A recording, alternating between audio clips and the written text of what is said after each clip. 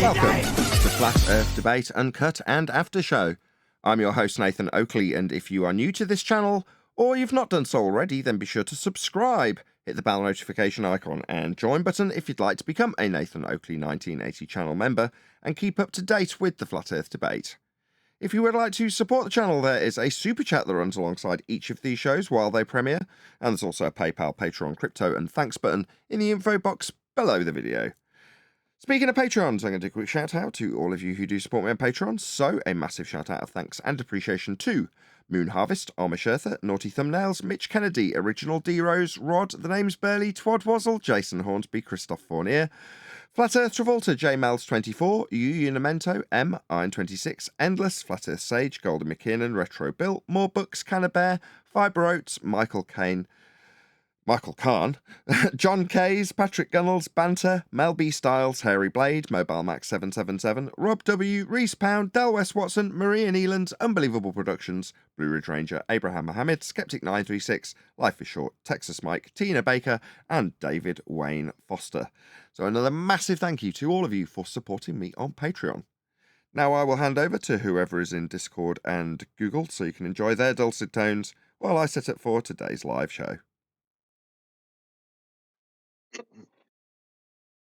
So did he give you a nod, Righteous Force, the guy who said he was going to be doing a presentation today?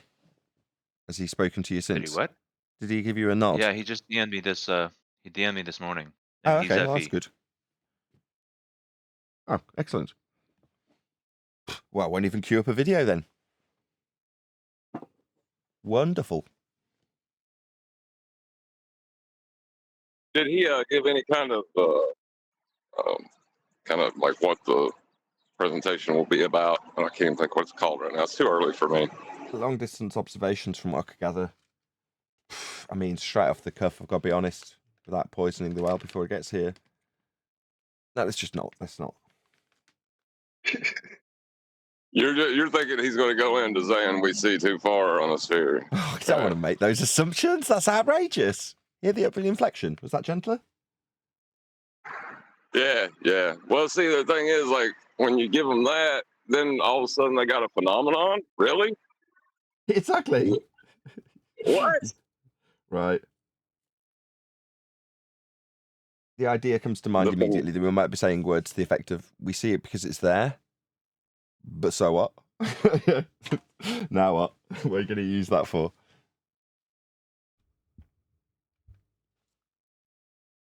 We'll see, we don't know. Yeah. The guy might be a devoted Flat Earth Debate fan. We work under the natural assumption that someone comes across the platform and goes, oh, you can present on here. Oh, I'll present there. I've got something to present. They're not necessarily a fan of the show or realise that we might be going, okay, what does that prove at the end of their, time and effort going out and taking photos of stuff or videoing stuff?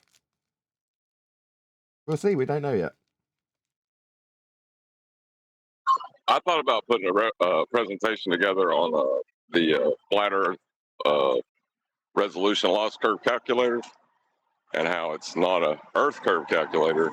It's just a calculation for estimating resolution loss at the horizon. Based on the differential between a surface level, flat, eye level, or perpendicular. Perpendicular to it. Not perpendicular. What's the word? Parallel. Parallel. It's too early.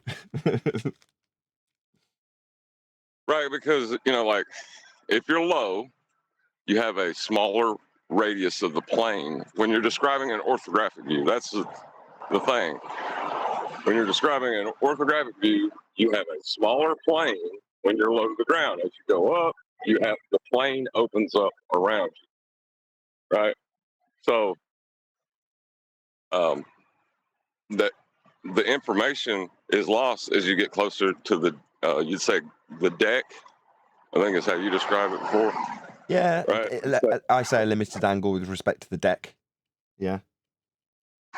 Yeah, and that's all that calculator is doing, because on that curve, if you look, what they've done is they've taken all the measurements from the ground upwards and consolidated them into a curve, which comports with the Rayleigh criteria, right? Right. That arc. And so that's Earth curve, which is in essence hijacking perspective. But It'd be yeah, them are wonderful. I all mean, flat planes. me, QE, Anthony, I think even Ranty, but most notably, Life is Short, a guy who was around before you were, did an extensive, in-depth look at how the calculations are actually done. How we can come to that conclusion, begging the question, proof of nothing, perspective hijacking Earth curve calculator, is all summarized in about 5 hours from Life is Short. Wonderful times. But to hear you summarize it based on the fact that we've advanced these arguments quite considerably since then. Now, I'm not decrying any of Life is Short's work, far from it. But it'd be nice to hear a new spin on it with the new information. Notwithstanding the new information, maybe that's the right term. Yeah, because just calling it an Earth curve calculator doesn't invalidate it. The mathematics you're using, right? It just invalidates your assumptions about what the mathematics are doing. You understand what I'm saying? And in the process of you doing that, it might be the case that we end up spinning it slightly when we end up in discussion about the calculator, which would be to say that instead of calling it a begging the question, proof of nothing, perspective hijacking Earth curve calculator, you can call it the begging the question, proof of nothing, differential between eye level and surface level flat Earth calculator. Now, obviously, that's going to need some work, but you know what I'm getting at. Right, yeah, because it's not proving anything. You're just trying to describe an information loss or a resolution loss. You know, that's all you're doing.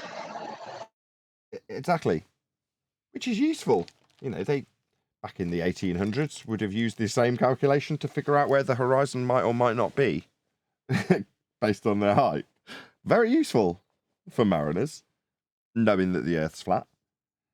But now it's used to claim that there's a sphere-Earth horizon. So I think it would be useful to readdress it. That was the second part of what I was wanting to address in the video, is the 3959. You know how they try to claim that we claim the stars are 3,000 nautical miles above us, or that's our claim. I think one of the reasons they do that when they attack like that is because they're actually claiming the ground is over 3,000 nautical miles above us, right? Because they're placing themselves in the center of Earth and say, no, you're not looking at the stars, you're actually looking at the ground or the surface. I see what you mean. As you look through the stars to plot them on the equatorial plane, you, in figurative terms, but in terms of a conceptualization of a sphere Earth, in terms of how it would function, you are literally at the center of hell, inside the core of Earth, looking through 3,959 miles of Earth, as you do so to get the angle correct to the stars off a flat plane in the center of Earth. Right, but their calculation for the dual radius, right, of Polaris to get the radius is them doing that from their equatorial plane, right? Yeah. So when they put that claim on us and claim that the stars are over 3,000 miles. Oh, I see what you're saying now. Oh, it suddenly made sense. What you're saying is when you do that calculation, it puts the ground level or the protractor that you're measuring through at that distance. I see what you're saying now. All right. So the stars are only 3,000 miles. No. That's the rate that you'd have your protractor masquerading as a sphere Earth we're standing on when you measure for the center of it.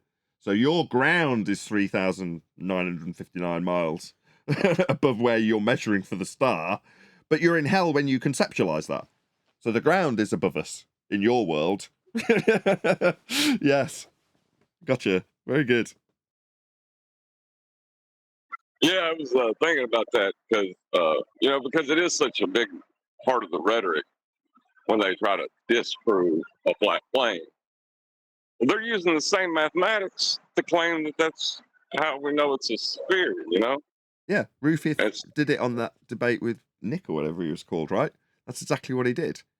First step, show how angles to stars don't work to give you an inference that they're, if assumed to be physical, capable of moving around in a heliocentric manner when you measure them and label them at a particular height for a flat Earth.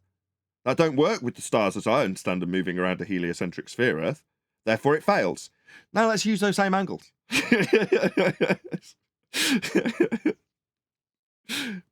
love it.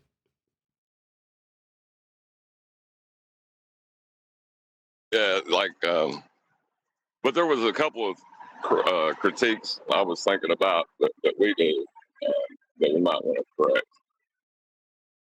correct. Like geometry does not mean Earth measure. Now, ballers convolute it, and that's why I don't really bring it up, because ballers think that the Earth has geometry that you can measure, right? Hold on, I say that too. You're saying that's an etymological fallacy? Yes, yes. Geometry is just the study of shape, and trigonometry is a part of geometry. It's the study of triangles. Okay. So when we refer it to geo as in Earth, that's an etymological fallacy. Yeah, because you could talk about the geometry of a ball or Sure. No, sure, you a can. door. It's contextualized. And It's been taken out of context because on presumably an occasion, QE has said, well, that means Earth measurement, because contextually in that circumstance it does. And then we've taken that to mean, oh, well, unilaterally we'll apply that always when anybody says the word.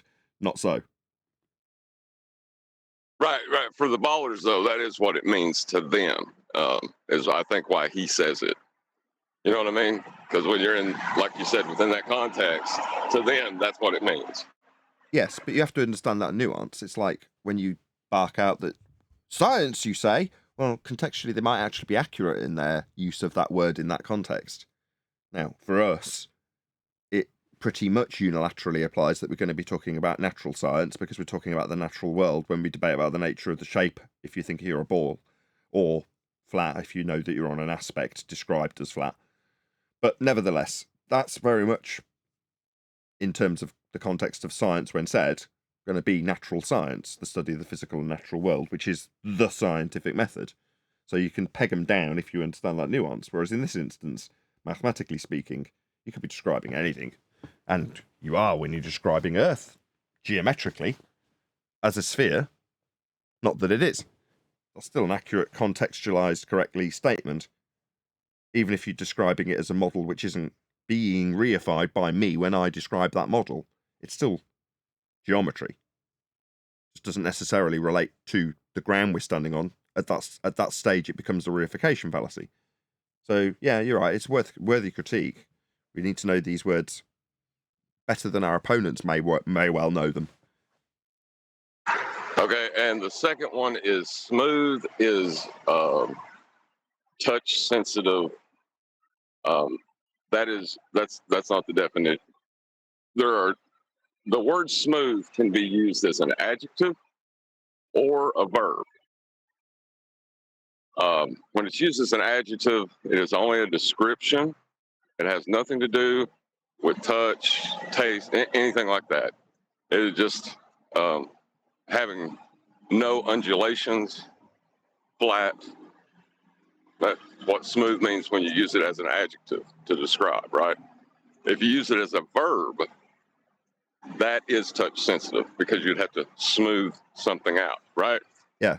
Like if you smooth out the map, that is touch sensitive. But the map being flat, being smooth, because it's flat, is a description, and that's entirely fine. Yeah, you can use it in both contexts. Did you smooth out the map? Yes. Is it now smooth? Right. So when we describe the baseline, which means sea level, as being smooth, we don't have to touch it. I don't like the word. I don't necessarily No, I use that very understand. often. But that's what's causing the arguments, is I because know. people don't understand the words. I blame Anthony Riley, Sleeping Warrior. Well, he did introduce that as an argument, didn't he? Yeah, that's why I blame him.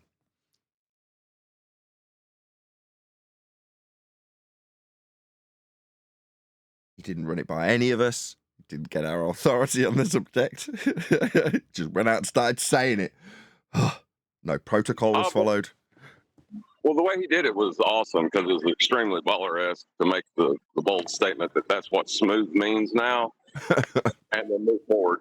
Yeah, it's clever of an argument, you know. It's what some say clever, some say antagonistic. Yeah, We already have words like, for these things. Why are we having this new word introduced? yeah, it's like the baseline though. If you're describing it, just description, right? If you're just giving a description of mean sea level, you could call it smooth. There's nothing wrong with that. There is nothing wrong with that. And that's what makes me smile, because that's what makes our language so rich. The fact that things can alter. The etymology wouldn't exist if words had a rigid meaning. It's contextual, it's social in some instances. It's certainly time-based. The here and now has a different meaning for certain words than the past. Hence, you can fall into etymological fallacies. Well, that means that we, as a society, have to agree what the context and definition of a word is, and it does change. That's why we have dictionaries, and they're updated. Because words and their meanings can change, but the fact that the language used to describe something may change doesn't mean that the thing being described changes. That trick is also something that comes by our way reasonably infrequently. Again, I think that would be tied up in an etymological fallacy. No, only if the context was that previously, which it may not be either, like with this, where somebody introduces a new context. Why? Was it wrong? Well, no. Can it be argued concisely? Maybe, after a time. But we've got to get through the wrangle-dangle of it now, haven't we? It seems. Yeah, usually when there's a disagreement, the first thing I think anybody should do is look at the words that's been used and define them. And usually, I'd say 9 times out of 10, you can find where the misunderstanding's happening. You know what I mean? Yeah, well, you're talking about once you're in the wrangle-dangle. I thought you were going to go to, once you get into this situation, first question you ask, what's in it for me? How is this going to be of benefit to me? Why am I doing this? And if I'm doing it because I want to prove a flat earth, am I proving a flat earth when I do it? Those are the sorts of questions I'd be asking myself, but that's just me. No, I'm just talking about like if you're having an argument with people. Yeah. I got you. Once you're in the wrangle-dangle, at that point, what do you mean? What do you say? Smooth? Define smooth. Did we use the word smooth contextually? Are we debating about smooth? Why are we discussing this word? Let's have a definition first. Let's see if it matches in the context that you've used it, or if it was the most appropriate word to use. That's a better way of doing this. Is it the most appropriate word to use or not? Well, smoothing out, having a smooth surface. Surfaces versus the surface of Earth. It's loose, if you ask me. Therefore, it's not a great word. That's just my opinion. Not a bad word. There are no bad words. Well, now, when you're talking about smooth, right, you got to remember you're not talking about the surface undulations, right, of Earth. You're talking about the baseline at which those undulations will be measured. Therefore, contextually, you're never going to need to have the rich, worthy use of that word when describing a baseline. Smooth is inappropriate. No, it's entirely fine. It would be inappropriate to say that it is inappropriate, is what I'm saying. No, not at all. Smooth has implications and connotations around the word. A suggestion of touch. While you say no, it doesn't necessarily have to be a noun. Well, okay, I can buy that. But why have it be ambiguous? If it has two contexts, why bother leaving it in such a manner? Or alternative, why bother having to use the word so you have to clearly summarize what you mean when you use it? By smooth, I mean that there's no deviation from straight. Well, wouldn't flat be a better word? Right, but that's the thing though, and it's how it's used in the sentence defines how it's used. People are confusing verbs with adjectives and then running with it like they have an argument, No, I get it. and that's I totally get it. It's Neil deGrasse Tyson used the word smooth in this context to great aplomb, right? When he's describing how a sphere Earth at the size of a bowling ball would be perfectly smooth to the touch if you were to run your hands over it at that scale. Yeah? Smooth. Because he's contextualizing it with you holding a bowling ball. Appropriate. Suddenly the ambiguous nature of that particular word works to the advantage of the description rather than to the advantage of the ambiguity, which it only works towards with Anthony introducing it, unless he's got something that he can do. I had to scrape the bottom of the barrel of my mental resources to come up with something when I rolled out a flat map, because I'm smoothing it out when I do it in my context that I gave on Monday. But do I want to have to go to those sort of mental extents? No, I'm lazy. Do I have to want to think about how I've got to make it contextually work when I smooth out a map that's rolled up? I don't want to have to do this. Just too much bloody mental energy. no. See, that's the thing though. You're exerting mental energy because someone else is not understanding how the word's used. You know, they could do that with any word. But that's my job here, making things understandable and concise for an audience so that they, at the lowest common denominator, which is a fairly high standard for us, can understand it reasonably quickly, as opposed to going, well, you just have poor linguistic skills if you don't understand what I mean by smooth in this context. Oh, fine, I will contextualize it for you, you ignoramus. I don't want to do that either. It's just being a smart ass. Again, I blame Anthony for this. Anthony is a smart ass. He knows it, I know it. He's old enough and big enough to understand his own demons. Right, but I'm just saying, if you're talking to someone and they mistake smooth in the context that you just used it for a verb that requires an interaction, that's their fault. Maybe. You know what I mean? Maybe. I don't know, it's just that when you've got ambiguous words that can be used in a context where they lend more credence to your example, like with Tyson and a smooth bowling ball that you're holding, to say that you wouldn't feel any of the undulations of the mountains or valleys if it was at that scale, it would be perfectly smooth to the touch. Obviously, I'm paraphrasing. Right, but when we talk about Earth, right, we never use the word smooth, even when we're talking about it in a reification of a model that we don't have. We don't even say it then. When we're talking about Earth, we are talking solely about the baseline and what those undulations will be measured against. In that context, smooth is completely comports with the definition of the adjective. Yeah. It- I'm just So saying it's not the best someone choice. would have to purposely misunderstand it and apply a faulty definition to argue it. I agree. There's nothing wrong with it. There aren't any wrong uses of words. If they're obviously, if you can define it and it works contextually, then it can't be wrong. I'm not disagreeing. I'm just saying number one, there's no need for us to be discussing it. Not you and I, just it in general. But number two, there's no need. There's just no need for it to happen in the first place. Yes, it's fine. As you keep saying, it's fine. Yeah, okay. But it's caused you were how was these shoes flipped onto each other's feet? I don't understand how this has happened. I'm now saying, yeah, but we're arguing about it. That's the issue, isn't it? This non sequitur, this moot point about smooth.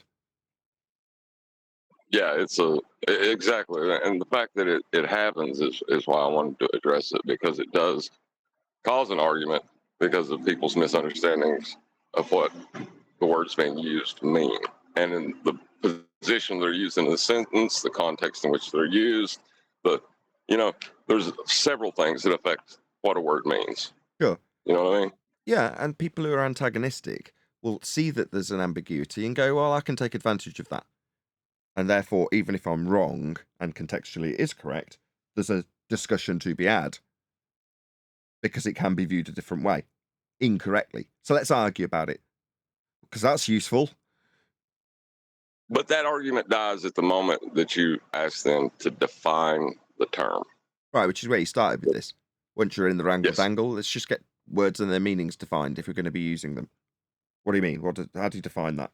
I sometimes have to look it up after I've said a word. So I'll be listening back to a show and I will say a word, normally in the heat of discussion, right, partway through a long ramble, and I'll go, was that contextually correct? What does that word mean? Let's go and look. I normally ask Siri, I'm lazy. Hey Siri, what does X mean? And then it'll give me the definition, right? And I'll go, oh yeah, it was right. I did use it in context correctly. But, I can't think of an example where I've looked it up and got it wrong. I'm sure there must be examples where I just haven't looked them up and I've contextually used the wrong word, either just through, thinking too fast or whatever. But sometimes you're, like I say, you don't know where you get this stuff from, or I don't know where I get this stuff from in terms of words, and you slip it in contextually correctly, and then afterwards go, how do I even know that word? Where have I pulled that from? Let alone put it into a sentence correctly. Yeah, that's what would you call that? Lexicon or didact? That's your lexicon, right? Lexicon. A lexicon is our spin on our word. Like if our lexicon would have things like tip of the spear in it. Yeah, but it's also the words like and how you understand them, right? Yeah. How we use these words for our context and our meaning and our debate. Yeah, it would be our lexicon. Yeah. Right. So the trying to figure out how to say this so I sound smart without using big words. I don't know if I can do it. Cause me dumb, me not make sense. The way we communicate, it seems like it's more pedantic because we've used that word quite a bit before. This topic brings about a lot of pedantic points where people are like they're purposely trying to interpret what you're saying incorrectly. Well put. It could misinterpret how this is being used. So, to very specifically muddy the waters, I'm going to maybe play dumb, maybe argue intentionally against the out of context meaning for this word that wasn't used correctly, but I'm going to suggest it could be because it's ambiguous. Let's do that. Let's argue about it. Let's muddy the waters for 10 straight minutes. But that's interesting because if we complain about it, we take away from our ability to describe the situation that we're in because our words have become so sharp from those arguments. Sharp's a good word. While you were saying it, I was thinking of an analogy, which is us being a blade, metaphorically, because I'd presumably because I'd said tip of the spear a few moments earlier. But it's like a chunk being knocked off it by a sharpening tool. It's got to rub against you. And that's going to annoy you, metaphorically speaking. But what does it do? It refines you. So yeah, you've got to get into the pedantic wrangle dangle of how these words work, even if they're correct, which is frustrating, but it does refine you, doesn't it? Sharpens you up. Yeah, so like and that's why ballers don't come back often because, well, I know I ain't gonna say it. That's why possibly ballers don't come back is because nobody wants to be used as a sharpening stone. You know what I mean? No, exactly. And They don't want to be. I can't remember. We used to give them toe tags, but toe tag is a metaphor for this is the point we learned that lesson from the baller and overcame the problem.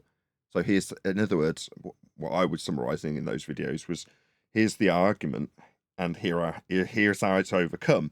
But you'd see the baller putting his best foot forward with that argument, thinking he's going to win. No one wants to see that as being held up as an educational tool.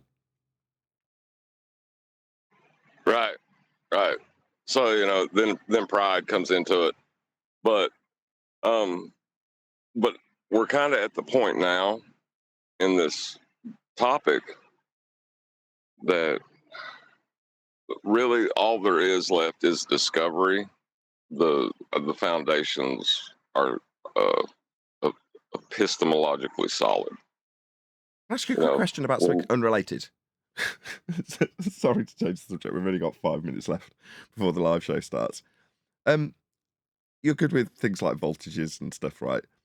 Voltage curves with efficiency. My understanding was that the efficiency curves would be like rainbow shaped. You know what I mean? Sort of a convex curve. Not necessarily. They're usually an arc, though. Yeah.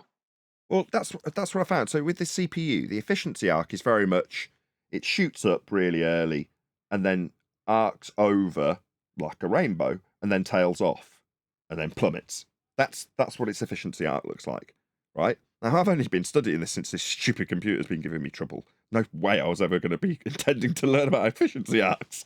Nevertheless, I've gone through that process. I learned it with this CPU, so that's the only basis of my knowledge of it. So now I've come to do it with this new GPU, right? And the efficiency arc's totally the other way around. So it starts off really efficient. Then it, in the middle, right in the middle where you want to be using it, it dips into being incredibly inefficient. And then at the other end where it's using high voltage, it becomes much more efficient at the other end, then tails off. So it's like a convex arc. Do you know what I mean? Is that normal? It has two arcs in its efficiency arc. It has like a almost a wave happen. It goes up, that's a down, good way and to back up. like an S-shaped wave. It goes low, you lose efficiency in the mid-band, and then at the end it gets much more efficient, then tails off and dies. Right, that's how semiconductors work. But what was your question about? Well, it is a semiconductor, isn't it? That's all it is, a whole load of semiconductors. Yes. Was it in relation to varying efficiency arc? So, for the CPU, that would infer that it has the exact same thing, but they're only giving you the top end of the arc. They're only using the top end of the arc. That makes sense. So you don't see that first inefficient half of the curve in the midpoint as I'm describing it. So, okay, that kind of makes sense now. Yeah, that's right. Is that your only question about it? Well, it just, because like I say, I've got some very, very limited knowledge of what an efficiency arc should look like, other than what I've experienced with the efficiency arc of my CPU while I was trying to get the thing to not boil my room or the computer or crash. So then you learn that and go, okay, well, that's what an efficiency arc looks like. So then I looked at other efficiency arcs just to get a vague idea. I think I looked at fans, because I've got fans. And, they're like, oh, right, that looks very similar, the efficiency arc. So, like, you get those couple of examples, and little knowledge is a dangerous thing. Then you get into the third thing, which is the GPU, and go, oh, hang on a second. Why is it that I can get a deviation of 160, 170, maybe even 200 right low at 0.9 volts? And then when you get up to 1 volt, suddenly you can't get more than 60. You're like, what's going on? That's less. Surely it shouldn't drop down. But then when you get up to 1.1 volts, you back up to 120, 150, 160. You're like, what's going on? How's it getting more efficient at 1 volt than it is at 0.95? But then at 0.92, it's super efficient. You're like, what the fuck's going on? Right, that's semiconductors. As the heat increases, the impact, the resistance, and the voltage. The resistance changes for the voltage, so you can get different ampacities. So as the resistance increases, what it wants to work at all is more power. So therefore, it just needs more voltage and then enters into a different type of efficiency arc because its resistance has changed. Yes. Yeah. I see. So it's like on a speaker, like they'd call that they'd call that impedance, wouldn't they? It varies with load, so it's impedance. Yeah. Well, Okay. See, that's the thing about semiconductors. They have two different impedance values, right? This is what I needed to know. It's got two impedance values, therefore it's going to have two different efficiency arcs depending on what impedance it's at. Like a speaker has got different efficiencies depending on what impedance it's at. If you're running it at a very low ohm rating, amp destroying rating, it's very different to running at a very high impedance. Okay, I gotcha. I didn't know that. So you learn something new every day about semiconductors. Not that I wanted to, but thank you. I did want to, obviously. I'm asking, but you know what I'm getting at. Oh yeah. Like I love talking about electricity. It's like I think that's one of the reasons that the ether was so interesting to me, because I went through all the different levels of understanding Oh, crap. Hold on. in my education. I don't want you to think that I'm not listening. Actually, that's a total lie. I'm not going to be listening because I'm going to go and get myself a drink because it's 5-2. Righteous. Are you there? Righteous force. I can just give. Yeah, one second. Righteous. Hello? Refracted curvature. Righteous force. Oh, I gotcha. All How right, you doing, Roger? doing good. Trying to get this new guy set up to join Meet and do his presentation of this place, right? So, Oh, so you're busy too, Nathan? Just dumping all the work on you. I got you. Damned old Nathan. well, it's all right. I can talk now. I just the DM back and forth every now and then. So, Do you have you found that in the Discord, when the show's not active, that there's a lot of discussion about the ether, or is that just a subject that comes up because people go out seeking it as an argument? I haven't heard about it for a while now, at least in Discord. Yeah, and you know, I feel bad for the people that misinterpret the information and believe in ether. You know, because it's like Nathan said a minute ago, a little bit of knowledge can be dangerous. You know. Okay. I wasn't really paying attention to that convo. It seemed like pretty deep. I think you guys are really into it. And I'm like, okay. Well, you know, So, that entire conversation could be summed up with just make sure y'all are using the same word the same way, and usually the argument will be over. hold on a second. He just DM'd me. Give me a sec. It's all right. I'm just trying to fill time because Nathan's off getting a coffee, and uh, he says that dead air is worse than bad conversation. So just me speaking and droning on like this is better Well, than silence. That's correct. I can still talk, but every now and then I have to. He said that he doesn't want to join by Meet because he has his own username in there and he wants to stay anonymous. He can present in Discord. Can you just share his Discord screen? I'll tell you how to do it, Nathan. Are you having Really a laugh? easy. You just click on join stream and then pop out the window, and then you can drop the window Stop. wherever you want. 1 minute to when I press the go live button while I'm queuing up live streams between G+, live streams between OBS and YouTube, and my button box to press the live button. You're going to now tell me how to do a new process with 1 minute spare. Are you having a laugh? It'll be easy. So like 2 button clicks. But go on, start the show. Of course, because you've interrupted me pressing other buttons and will now make the live show late. But let's do this. No. Could you not mention this earlier? Bloody I hell. just found out now. I just DM'd me that Not your fault. yeah. Whose fault is it? I don't want to put blame on anybody. I'll just I'll take the fault if you want. Just whisper it. Well, why not just have him send the information to Skype like everyone else does, and have Nathan present it Yes, in please. order? That's what we'll have to do. If Because that's it's dangerous to give administrative someone pain in the else ass, I'm really control. sorry, but I've got to start. Now we are joined by Righteous Force, Arwin, Refracted Curvature, but he's disappeared, and a whole bunch of people in Discord. So welcome, one and all. Hello. What? Where's everybody? I know, it's everything changed. We've also got a presentation today, so I'm hoping that although they've sent me a load of files to unpack, that's not particularly useful. I was hoping somebody would put them as pictures into the Master B chat, but we have got a presentation by Oh. TFHM, but we haven't heard from him in the pre-show. So can you say a quick hello?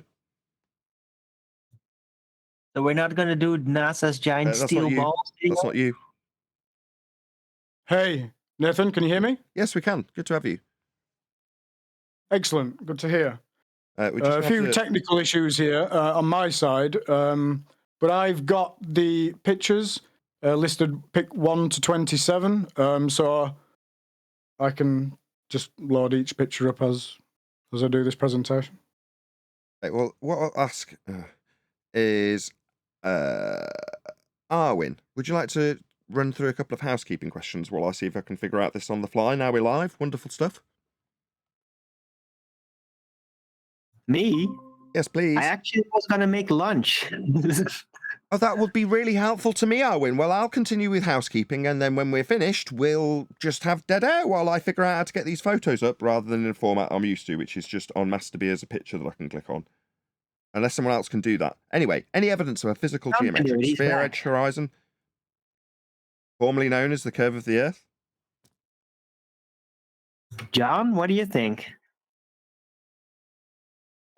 Surface level can't be curving, else you wouldn't be able to apply Earth curve mathematics. So I don't know where you get the surface is curving. But any evidence of the distance to the sun? Yeah, there is no evidence, but people love to use claims about specific distances as a straw man to bring down the other party's claim or position. That's a real thing that everybody seems to be doing these days. All claims of distance requires a plane of reference.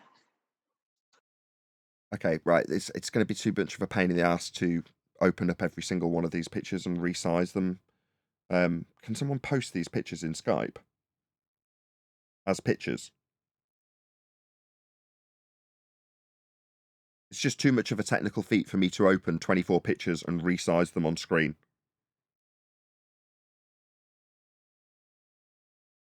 All right, give us a sec. Thank you. If you can post them up like, there we go. There we go. Look at that. Somebody's on the ball. Marvellous. Who is that? Who's doing that? Be with a buzz, of course it is. Epic. Thank you very much indeed. I don't know if they're in the right order anymore, but hopefully so. Okay. We're actually on fire, my friend. What should we refer to you as, by the way? TFHM, as it's a bit of a mouthful. You can call me Tinfoil. Well, she did tell me, my bad. So, Tinfoil Hatman, right? Indeed. Okie dokie. So, actually, before we put these images on, just give us a bit of a preamble. I think I'm organised enough to actually put them up in an order that you've sent them. We shall see. But just give us a little preamble. Who are you? What are you presenting? It's Nathan. It's all a full presentation, just giving a little bit of background on me. So when you tell me that we're good to go, I can just start, and I'll start with a little bit of a background and then go from there. The pictures, they should be just labelled pick 1 to 27. Yeah. Is that what you see, Nathan? I've got starting with a picture that looks down on the level part of your tool and then works through the tripod and then the equipment. Yes, that's correct. Yeah. Yeah. Okay. I think I'm in the right order, so I'm ready whenever you are. Go ahead.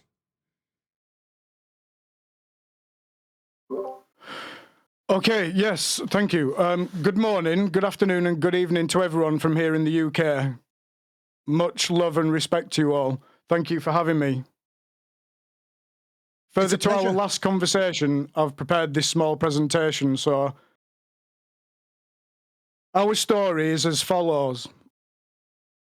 Around 2 to 3 years ago, as staunch globe believers, but always with the feeling that something wasn't quite right, my wife and I came across some images and videos of people seeing way too far into the distance for what is stated as being the fixed and definitive position of the globe in the heliocentric model.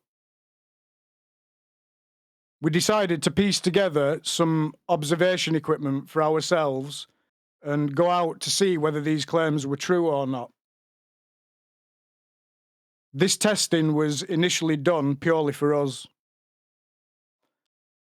Being aware of this channel, though, and various others, we both ended up feeling that we should share our observations with you all in order to obtain your valued critique, maybe pointing out any flaws in the process that we may have made, pointing out any suggestions you all may have, particularly considering that we have several future planned observations lined up. We both decided that we didn't have any choice in raising our heads above the parapet, so to speak, in order to stand up for what is right and for that which is true. Speaking now personally for myself, I do not for one moment pretend to think that I know even close to 0.1% of what this community knows. I'm learning, and that's why I came here. The realization that I had been duped for so long was a hard one to stomach. And then it dawned on me that all this time I had been indoctrinated into the Glober's made-up faulty language too. Still, to this day, my wife and I catch ourselves using the Glober's language. So I just wanted to give you a brief bit of background information for context. Perfect. Without further ado then, let's get straight into discussing the observation equipment. John, refracted curvature, last time we spoke, you asked if the observation equipment had been levelled. So this seems like the best place to start. Shall we get into this? Yes, please. I've got your first image up on screen, showing level. Okay, so because Hold on one I've second, been having actually, technical problems. tinfoil. Sorry, tinfoil.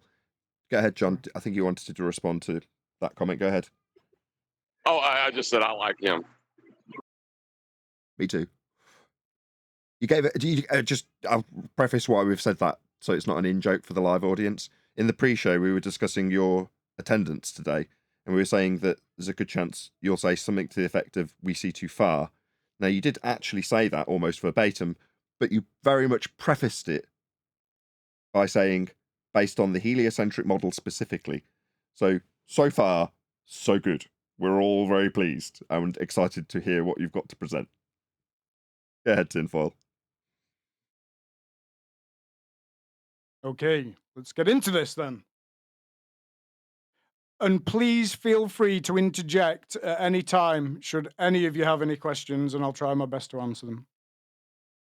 Did you hear that? If you have any questions, pick an appropriate moment and just interject, guys on the panel or in Discord. Okay, mic's all yours. First image is up. Just say next slide or something when you want me to move on.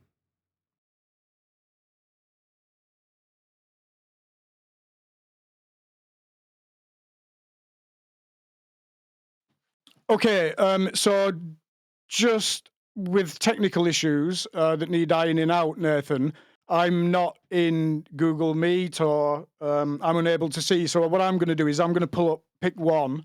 So I'm going to just assume that you're looking at pick one. Wait a second. I can help with that. I can share my screen to Discord, and then you can see directly what you're sharing in Google Meet. Okay, well, let's not worry about it. Let's just go through it. We will figure out which slide we're on without a problem. Honestly, let's just do this. Don't worry. We will fathom it out. Pick one. So this is the Manfrotto tripod, and as you can see on the left-hand side, just above the left leg, there's a leveling bubble. All three legs can be adjusted either simultaneously or individually in order to obtain a level. Can you pull up pick two, please, Nathan? Just say next. Sure. Next. Yep. Showing the level bubble just described. Next. Yeah, just assume I'm doing it. Sure. Pick three. So this bubble level is located on the Manfrotto alt-azimuth pan tilt head that attaches to the tripod, and it's fixed and screwed firmly in place. As you'll see shortly, it needs to be. The image is slightly blurry because its location is quite difficult to view. However, upon multiple tests now, I realised that once the tripod bubble is level, the pan tilt head bubble automatically levels too. Regardless, I always check this. Next, please, Nathan.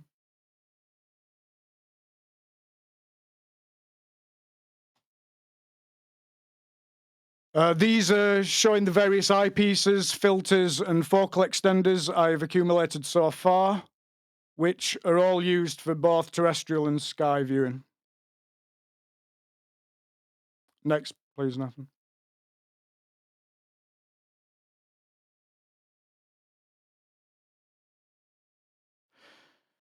This is the Celestron C8 telescope. It's been collimated and has a 2032mm focal length.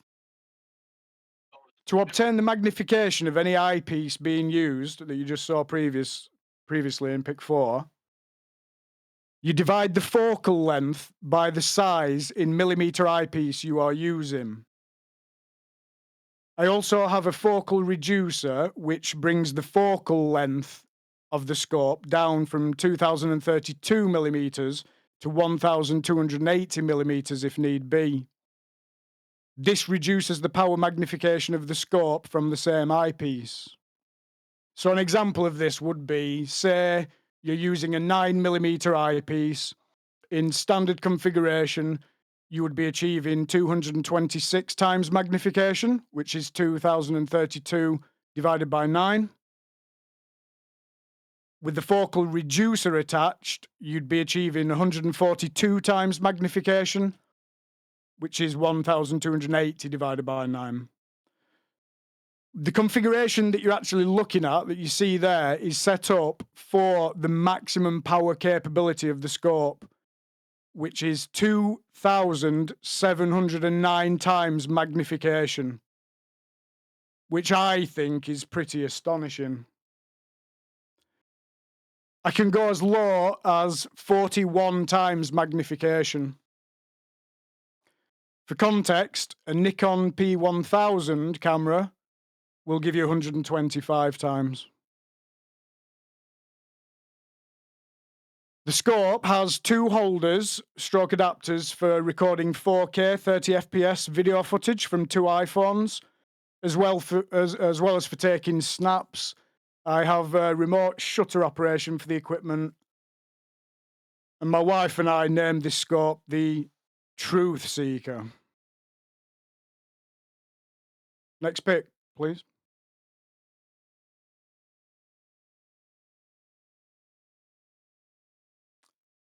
There's a delay between you and I. As soon as you say next pic, it'll be up. So just assume it's automatically on screen, even if there's a delay.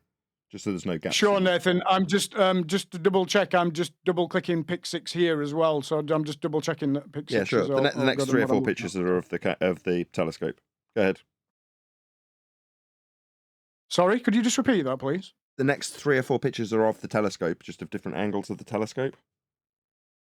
Yeah. So pic 6, that's just a different angle. Pic 7, next one, please, Nathan. Oh.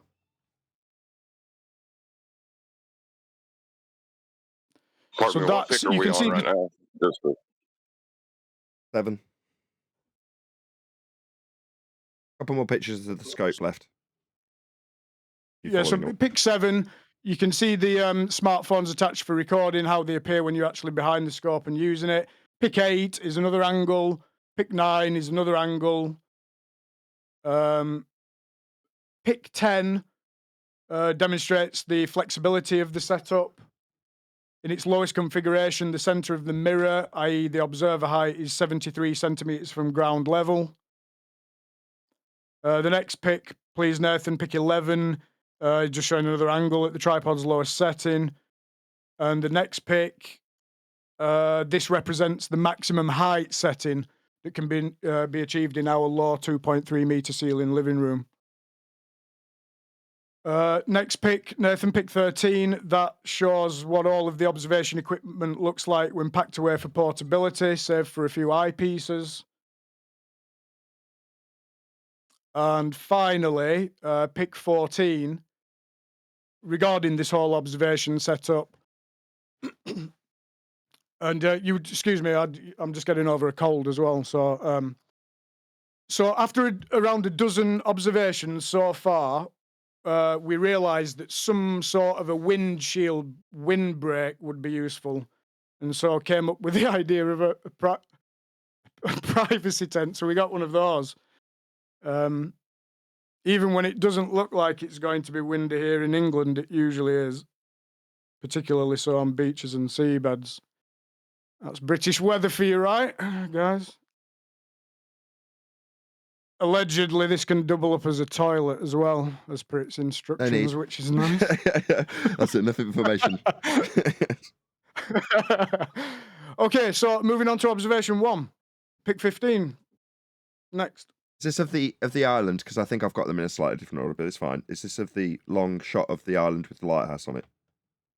Aerial view. Yeah, aerial view. Yep, got it. So this is Flatholm Island. It's a little isle in the Just one Bristol more thing. Channel Sorry, in England. as this is the main, most important bit, just back off your mic 2 or 3 inches. Just overloading it a little bit. Okay. Okay, go ahead. Okay, let me just turn it down a little. Just back off it a couple of is this inches. better? Either way. But I just want this bit to be nice and clear and crispy. Okay, is this better? Do I sound better Sound now? great. Perfect. Okay. Okay, so we should be looking at the aerial view of Flatholm Island. That's a little isle in the Bristol Channel in England.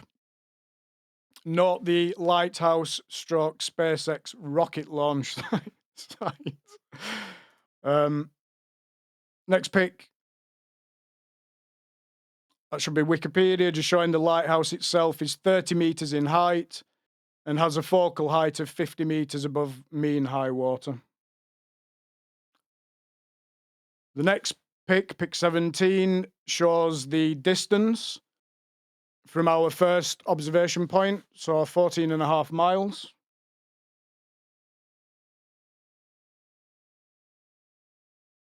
Next pick 18.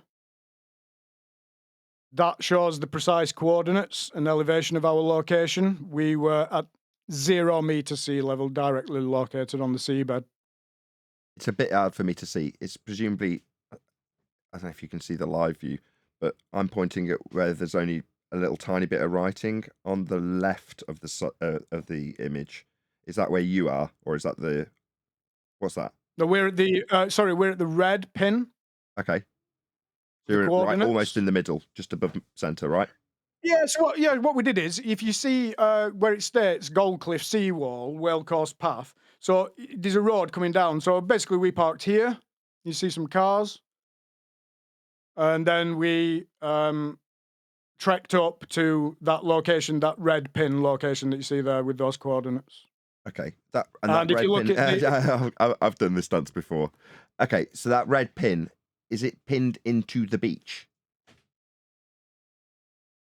It's into the seabed. Okay, cool. So 0 would be the That's height. Okay, cool. Okay, if you look in the Nathan, if you look in the bottom right, you'll see 0 meter, which is what that red pin is displaying, and that is our precise location. When we were at that location, I took that screenshot location details of where we were. Gotcha. Okay. Okay, next pick, please. I think that's just is that zoomed in, just showing our exact location? Like a rhombus cut out with the lighthouse through a telescope. Sorry? It's a proper telescope image of the lighthouse, presumably from the distance you've just described. Oh, no. Pick 19 should just be showing a zoomed in image of that location with that red pin. Just really zoomed in as much as Google Maps, Google Earth would allow. Ah, yes. Okay. So you can see precise. Yeah, my images, again, like I say, are slightly out of order, but it's just as they've been uploaded to Skype, they've just arrived at a slightly different order. Yeah, yeah, Yes, I've got that now. understood. Yes. So like, so that's just a zoomed in. That's like a maximum zoom on Google Earth, so you can just zoom right in, so you can just see precisely where we were. Yeah. Gotcha. Yes, perfect. As I was asking about it, ideal. Go ahead. Okay.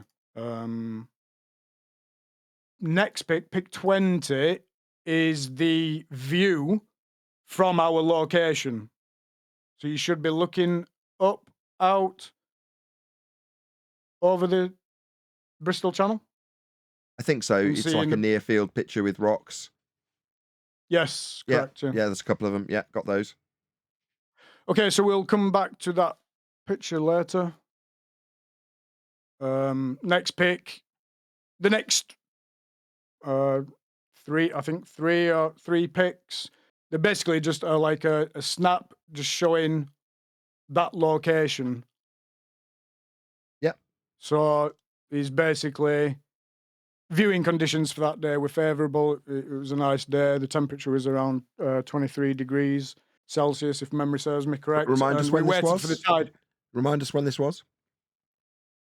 This was the 22nd of August this year. We waited for the tide to go out from that observer location so that we could set up directly on the seabed. August 22nd, 2023. Okay. Yeah, which was much more boggy than you think, because you got to, obviously the sea's just gone out from there, and we're directly on the seabed, so we had to find this very small patch that we. Anyway, it was very boggy. It's like silt, isn't it? So, one a couple of those pictures should see. Pic 22 you should see that the Truth Seeker scope was set at like an observer's height of 1 meter above sea level. That was a comfortable level for us both to view the iPhone eyepiece live view recording. Again, pic 23 is just another view from that location, which is now looking sort of down in the opposite direction, and you should see the rocks on the right-hand side. Yep. I've had a few of them all up, but yes. Sorry, could you just repeat that? I've been dotting through them as you've been talking about them, with the rocks on the left and the rocks on the right, and up and down the beach with the camera, with your telescope with the position How behind dare you? it. And it's then... not a camera. I appreciate that. I just misspoke. Okay. Okay. So yeah. To the point now. Pic 24, which is the one that you had, is actually the snap taken of the Flathorn Island lighthouse. So you want me to return to the one that with the sort of cutout, your first actual observation shot, yeah? Yes, the first observation shot. It's the one where the lighthouse appears the smallest. That was 84 times magnification. That's equivalent to a Nikon P900 camera. Okay. So you should be seeing now, hopefully, the actual shot from that location of that lighthouse. Yes. So you've got lighthouse in a circle, and you've got the it's not cropped. In other words, a little bit of lens flare on the top left. No, yeah, the cropping of the sides there is. I mean, this was my first observation with this scope, so everything is a complete learning process. So what happens is when you put the smartphone into the holder, you've got obviously different 3-axis adjustments that you can make. You've got to try and get the camera lens of the smartphone over the eyepiece, looking into the right place. And so you can lower up and down, move left and right, move backwards and forwards, and then you're basically trying to get the smartphone to record what you would see with your own eye when you look through the eyepiece. If that makes sense. I've actually done this with a telescope. What do you mean? With my telescope and an iPhone, to just not for a horizontal. What telescope do you have? It was a Celestion. I don't know the model number, but I did it for the moon. So I did it during the red moon, whatever you call it, the eclipse. But yeah, what you're describing is quality. Yeah. What you would look when you look through the lens of a telescope. You have to maneuver your head so that what you're looking at through the lens, because you're looking at an image, but you've got to position your head to get it in focus and be able to see it and literally move your head around so you can physically see through the lens in the right orientation to actually see directly through it. And eventually, after a lot of moving your head around, and we're talking about micro movements that you just naturally do, you get it. And then you kind of know where it is and you hold that position, you can see it. And as it moves in the lens, you'll naturally reposition yourself. And I found don't do any of that. So you've got to do it all for it, which is a right pain. But yes, I feel your pain. Anyway, go ahead. My bad. Don't even get me started on our first two tests, because I originally purchased a Newtonian telescope. I don't know if everybody knows what one of those is, but it's not a Schmidt-Cassegrain Celestron C8 telescope. It's a big one. It'll come up to like shoulder height. It was a 10-inch Meade light bridge. And I was actually, me and my wife were hauling that to a couple of locations before we figured that this is not acceptable. I can't admire your tenacity to do that at all, to be honest. But yeah, cool, very cool. I mean, I wouldn't want to do it myself, but I mean, that is, if you were just looking at specs on a spec sheet, you go, this is the right tool, right? Yeah, it took the Newtonian telescope 2 tests to establish that this now Celestron C8 telescope that I have is the correct tool for the job. Okay. I think it was when I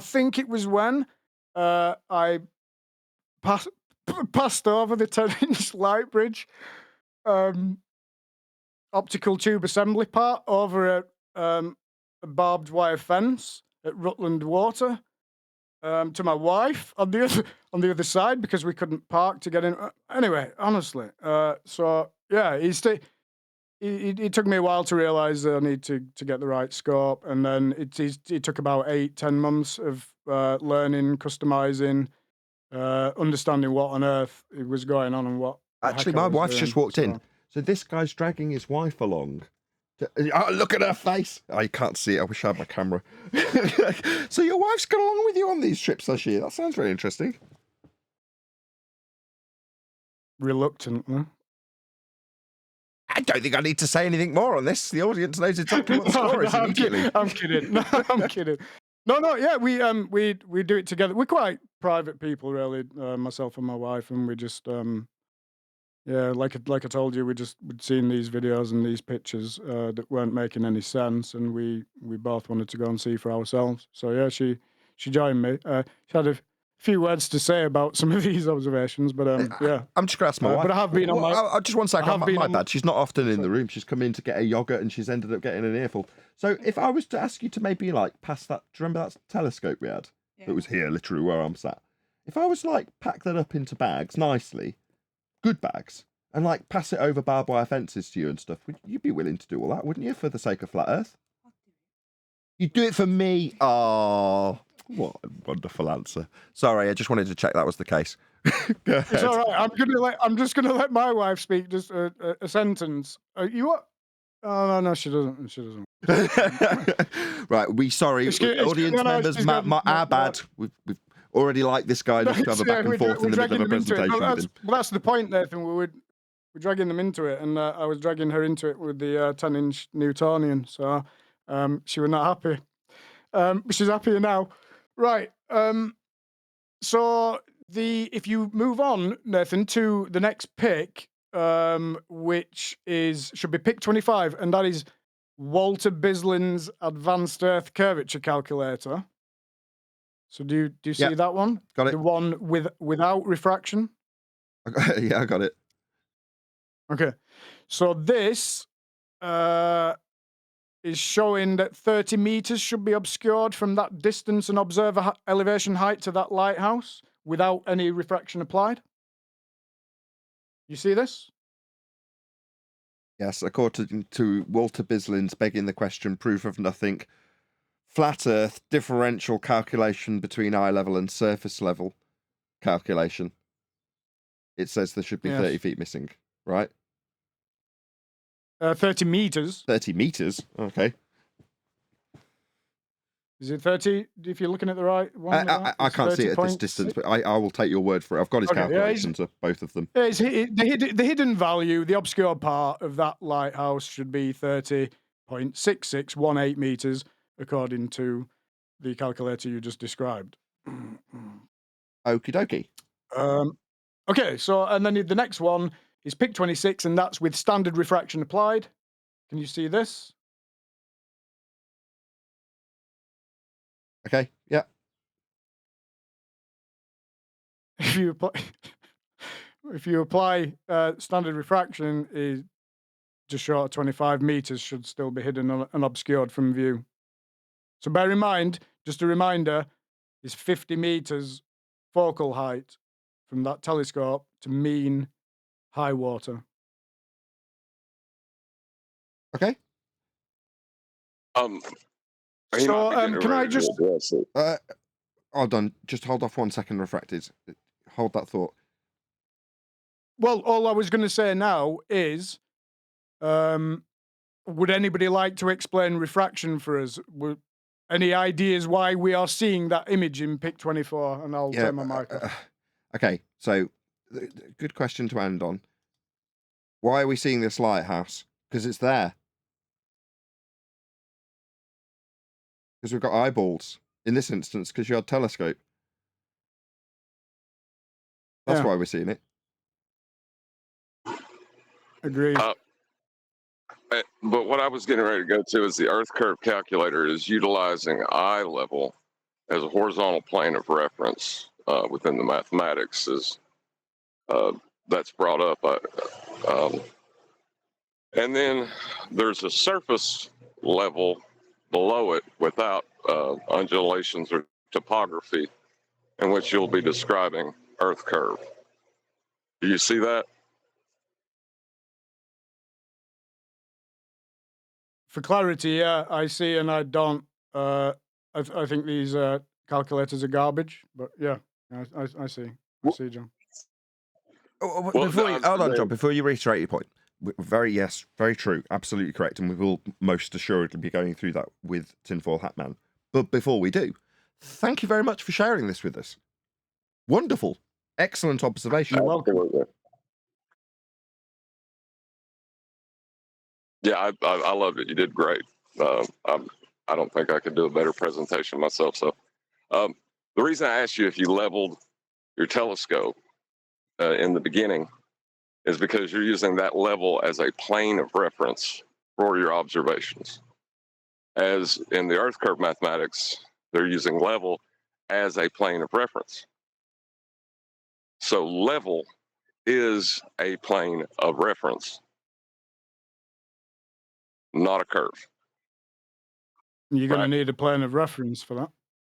Well, you used it. Is what his point is that the maths uses it in the same way you used it when you leveled the telescope.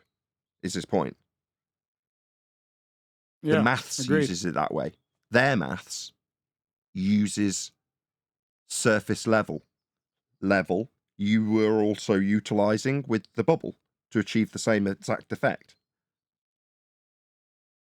Correct. Right, you were using it as a horizontal plane of reference. So while their Earth curve mathematics are basically useless, they still utilize level as a horizontal plane. And, you know, does the horizon exist below surface level? No. Not in my observations, no. Well, not in any. It's just not what a horizon is. It just is in their maths. If you look in the Walter Bisling calculation, where the horizon exists, quite literally, and how it's calculated, quite literally, is below surface level. That's where the marked with an X labelled horizon Earth Where they curve resides that in value their maths. from? Below surface level. Well, doesn't exist. Well, It exists in their maths below surface level. Only exists in their maths below surface level. Marked with an X labelled horizon.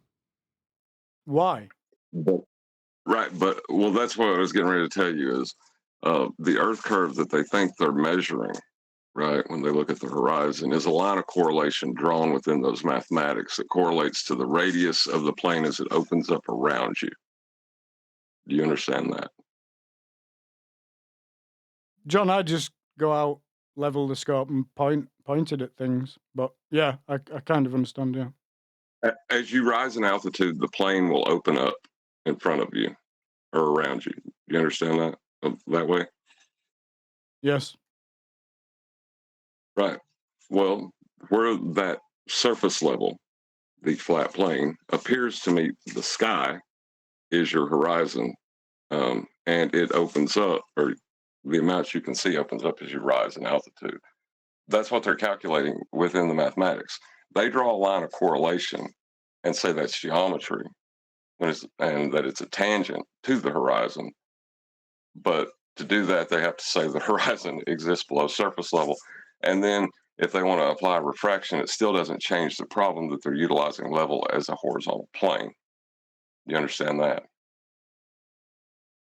Yes. Why do they do that, John? Because you need to acquire a flat plane to describe this geometry of their sphere. So it's a prerequisite. They must have level. It's part of this geometry. Or globe. Fake geometry. Yeah, their geometry requires a flat plane, is the point. So what John's describing, if you can conceptualize along with me, it's my first attempt. If you're at the ground level, yeah, and you're literally 1 inch above the ground, your head's on the ground, your eyeballs are at the ground level, you can't see very far. So you draw out a small circle around you, yeah? Then you rise up to your standing position, and you can see further. So you draw out a larger circle around you. Now you raise up to 10 feet in the air up a ladder, and you can see even further. So you draw out a large circle around you. Now, if you take those three circles and pick one point along them, yeah? So there's you, and then you draw out a line to the right of one point on one of those circles and mark it. And then you draw out another line to the next circle and mark that. You can represent that as a graph with a curve. The point between you and that point that you could see to, and then the point further out. And you can represent that curve as the curve of the Earth in the Earth curve maths. Therefore, the position that you are extending by opening up the angle to the deck is then represented quite literally in their maths as the curve of the Earth. So what the curve maths actually does is takes the differential between the surface level that you're drawing these circles on that represent how far you can see on it, and the eye level that you're going to increase that distance on a circle as you raise up in elevation, to both of which, that surface level and eye level that I've just described, are level.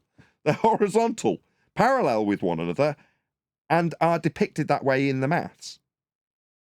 Ergo, what the Earth curve actually is in their maths is a differential calculation between eye level and surface level to give you a representation of a quote-unquote horizon, also known as Earth curve, below the surface level that you derived this area of visibility when calculating the difference between surface level and eye level. That is what Earth curve is in the maths. Excellent presentation. I don't know if you were expecting an education on what Earth curve maths is at the end of it, but we used to do this wrangle-dangle with the globe believers back in 2015, 16, maybe even into 17 to a certain extent, before they wised up. And we were losing the battle immediately as soon as you start begging the question of a sphere Earth with a radius of 3959 and how much you will or will not see based on that differential between eye level and surface level, giving you a point of dissolution that they call an obstruction below surface level, marked with an X labeled horizon called Earth curve. As you lower in altitude, you'll see less. That's Earth curve getting in the way. No, we're closing up the circle that you can see in visibility terms. The point of resolution is decreasing because we're lowering. Well, they say that's Earth curve getting in the way on that graph that they drew out based on that eye level versus surface level differential, giving you that curve as it opens up as you go up in height. They then call that Earth curve. It's nuts.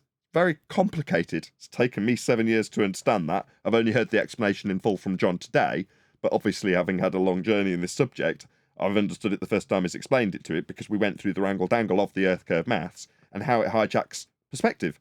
That's why the title is as such, begging the question, proof of nothing perspective hijacking Earth curve calculator, in reality a differential flat Earth calculation that gives you a below surface level horizon based on the differential between eye level and surface level.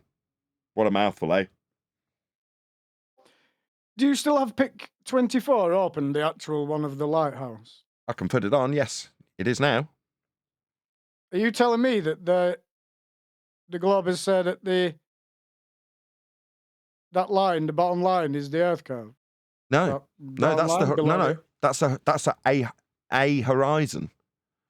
What's a horizon? Isn't the marked with an X labelled horizon in the begging the question, proof of nothing perspective hijacking Earth curve calculator? Because that horizon's below surface level.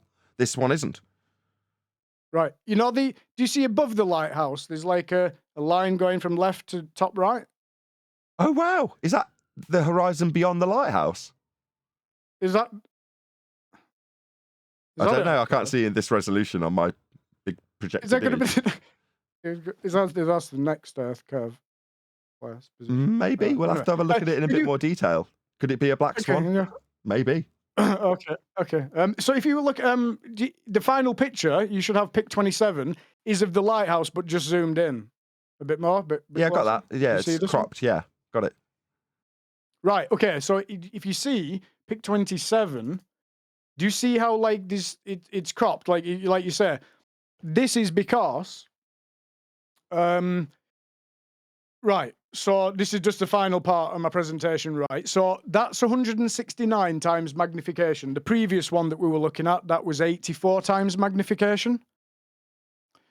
So pick 27, that final picture, that zoomed in image, that was the maximum power available to us at that time, because the eyepiece being used is a Barda Hyperion Zoom Mark III. So that needs the top part twisting in order to zoom in. And the first iPhone clamp holder that we had could only be attached to that moving section of the eyepiece, if I'm making sense. So basically, when twisting the zoom, to zoom in, the iPhone ended up being physically restricted by the optical tube assembly itself. It was like displaying the object view almost upside down. But obviously, all the tripod, all the scope itself, it's all level. You know what I mean? It's just literally the rotation of the iPhone as you twist in the zoom. So it like butted up against the optical tube assembly. And because I wasn't using any focal extender, if you go back to the further pictures, you don't have to do that now. But I've got like a focal extender which really raises the eyepiece away from the optical tube assembly, but I didn't have that at the time. So the eyepiece was going directly in, and it was on sort of the same sort of level as the optical tube assembly. I don't know if I'm explaining this well, but anyway, it didn't allow us for us to zoom in any further. So it was frustrating, but we quickly realized that we could just rotate the recorded image back to its correct orientation via software. Does that make sense? Sure. Do you want to know what the wrangle-dangle you'll get into if someone was sucking you into going onto a neutral platform with this? Do you want to know what you'd face? Yeah, this is all just a work in progress. I'm just trying to learn and understand the equipment properly. I've been making specific customizations, but yeah, please go ahead, Tom. Well, what you'd end up with is the argument not being about the lighthouse specifically. You've got a line in this cropped image where the sea ends and the land the lighthouse is sat on begins, right?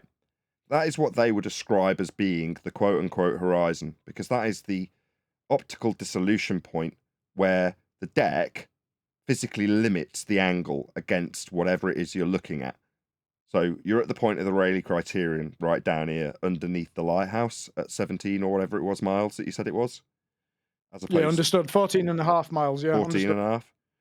So I'm going to speculate off the top of my head that they're going to assert that there should be an extra 100 feet of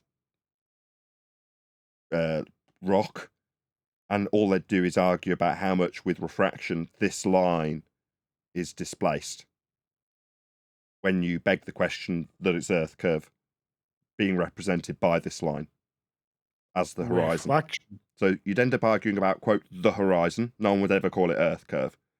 And they'd tell you that their maths matches perfectly for whatever reason that they give you, with as much wiggle room as they can acquire or is needed, to say that this line represents the physical geometric sphere edge horizon marked with an X and labelled horizon in that begging the question proof of nothing perspective hijacking Earth curve maths that you had up from Walter Bislin. That's what they'd do. That's what you'd get into the argument of if you were to present this and a globe believer were to say, no, our maths does work. Watch me fudge it so it works. So long as you beg the question that that line represents the horizon meaning Earth curve, then you'll lose immediately as soon as you get into the argument with any bald believer about this observation. That would be dishonest. Why would that be dishonest? No, I said that would be dishonest. Yeah, why would it? Because it's not Earth curve. No, the horizon isn't Earth curve, no. If you go out and see a horizon, you don't even need a telescope, Nathan, do you? You just go out onto any beach. Go out onto. I mean, we've been.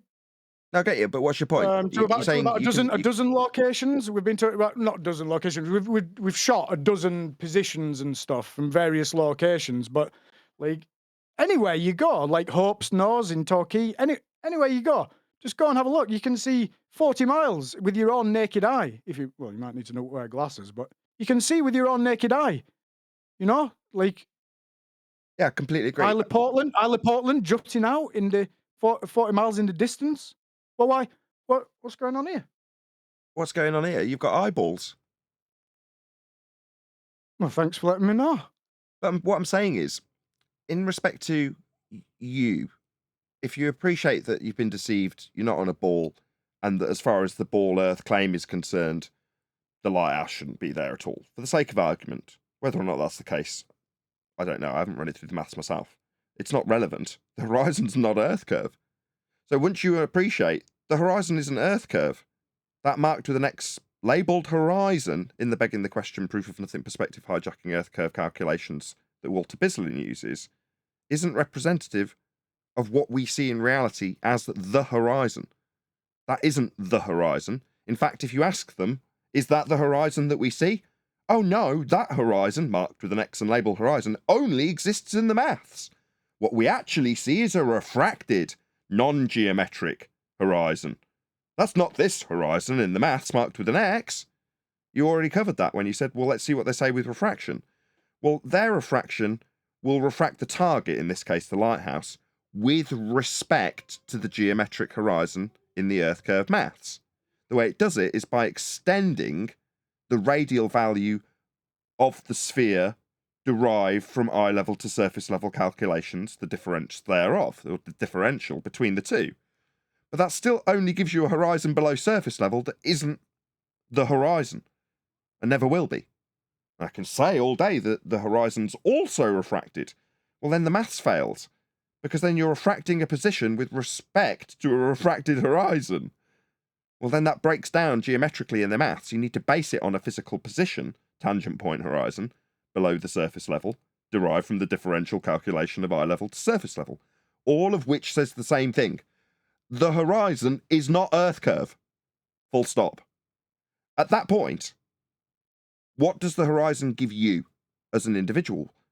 Were it not for this revelation that the Earth is flat, you might not be rambling with your wife and having a lot of good fun. Hopefully you've strengthened your relationship through it rather than weakened it. And you've made excellent observations. This is fantastic. But there comes a point that you go, what does the horizon offer me? I'm going to say it for me as an individual, for Nathan as an individual. What does it offer me? Well, in what context? For a flat Earth? Well, unless I'm utilizing it to establish level, which they already ultimately require to have this maths. That was John's point earlier, he's vanished now. But to have this maths, you need Earth to be a horizontal plane of reference. It's right there in their maths when they describe surface level to derive that point with an X marked horizon. So once you understand that, you go, okay, well, the horizon's only useful for its namesake, horizontal. But that establishes the horizontal plane that we do actually dwell atop. That's its only practical application. It's used by mariners to measure elevation angles, for example. So it does have practical applications. But for the here and now, for this observation, beyond you debunking the globe, which I'm sure you have, it doesn't offer you anything of use. Now, I'm not trying to decry what you've done. It's wonderful. I'm glad you've got out there and done it in the same way it offers the same magic and mystique that it did back when Ranty was doing it back in 2015, or Anthony was doing it. It's still got the same magic, but it only serves one purpose, which is to say, if I assume we are on a sphere with a radius of 3959, then the distance to horizon will obscure this lighthouse at the given maths based on a differential between a flat Earth surface level and eye level. Therefore, we're on a sphere, but we're not, because we can see more of it than was predicted in these maths that take the surface level to eye level differential off a flat plane and assert that there's a below surface level horizon to block the lighthouse. Now, that may have seemed like a lot to take in. Hopefully you'll listen back to the show after the fact and take it all in, because it's a lot on the spot. But it means that you only come to one conclusion. The horizon really has no practical application for you. Unless you're out at sea and you're lost, then maybe you'll be using it to level your sextant and get an angle to a star to save your life to find where the hell you are. But that doesn't happen to me very often. Therefore, the horizon isn't very useful. It is very useful for globe believers. And as you're doing the presentation, you're opening yourself up to the scrutiny of a globe believer. And this particular example, with whether or not something should be obscured, only serves them, not you if you're a flat earther. It, like I just described, has no real practical purpose for you. The horizon is inconsequential. Why are you looking at it? It's beautiful. The views are wonderful. Look how far you can see. Isn't that amazing? Look how far I can see is the only conclusion. I can see really far. Yes, true. Go higher, you can see even further. It's shocking. Nevertheless, that only opens up the door to a globe believer who says, actually, this horizon is at the defined geometric terms when I assume that the differential between eye level and surface level gives me a below surface level point that will block the lighthouse at this value, and that value does match. Therefore, globe, flat earther, what you got to say to that? Because nothing that you've offered today, with all due respect, actually proves Earth's flat. It does debunk the globe if your maths matches up, but only up until the point that they start fudging the maths to say that it is actually correct, and therefore there's only one outcome, which is you will lose if presented with a globe believer fudging the maths, which they do. That's the only purpose of the maths, to fudge perspective into being Earth curve. I'm done. You know the globe's explanation of this? Refraction? That makes all of it, though. It just makes my brain bleed. Yeah, it's a slightly looming, non-standard refraction, holographic projection of the lighthouse from behind the reified physical geometric sphere edge horizon derived from the surface level and eye level differential of a flat plane. Therefore, it's a mirage. It's not really there. Why would you even expect to see it? Not really there. I see it, as I told you earlier when you asked, because it's there. I've got eyeballs. That's it. That's the only explanation I need to give as a flat earther. Why am I even explaining why I see a lighthouse? Well, because it's there. There it is. It's over there. I can see it. Oh, what? I shouldn't be able to see it because there should be an Earth curve blocking it? Why should there be? Oh, because I'm a globe believer and I say there should be, and we see it, therefore it shouldn't be there, therefore it's a mirage, therefore slightly refracted at a non-standard, slightly looming rate of 7/6, or any derivative that I give of a radius value that extends the plane, differential calculation, from eye level to surface level, to assert that it shouldn't be there when it is there, because it's a mirage. Why are you into this wrangle-dangle? I don't care. It's the lighthouse. Nice, though. What's that? You want to argue that it shouldn't be there? Therefore it's a mirage, therefore Earth curve's proven? Because that's what you'll get into. Crazy. Nathan, just if you just briefly, if you've got time, you just go back to pic 20, which is, the one that we're showing the view from our location with rocks on the left, and then there's like a little bit jutting out. Are you able to just pull that back up? Yeah, I'm just flicking my way to it. Just give me a sec. Sure. It's pic 20. I don't know, but I will find it. I got it. Showing the rocks on the left, and Yeah, then yeah. there's like a bit that juts out, yeah? Okay, so do you see the bit that juts out at the top of the picture? Yes, the I'm top pointing at left? it for the audience's benefit. Okay, right. So you see you see the. Do you see Seabank Power Station is directly straight ahead? There's like a big building, and then there's another one, and then there's another one with 2 sort of chimneys on it. Yeah, do you see that? No, but go on. Right.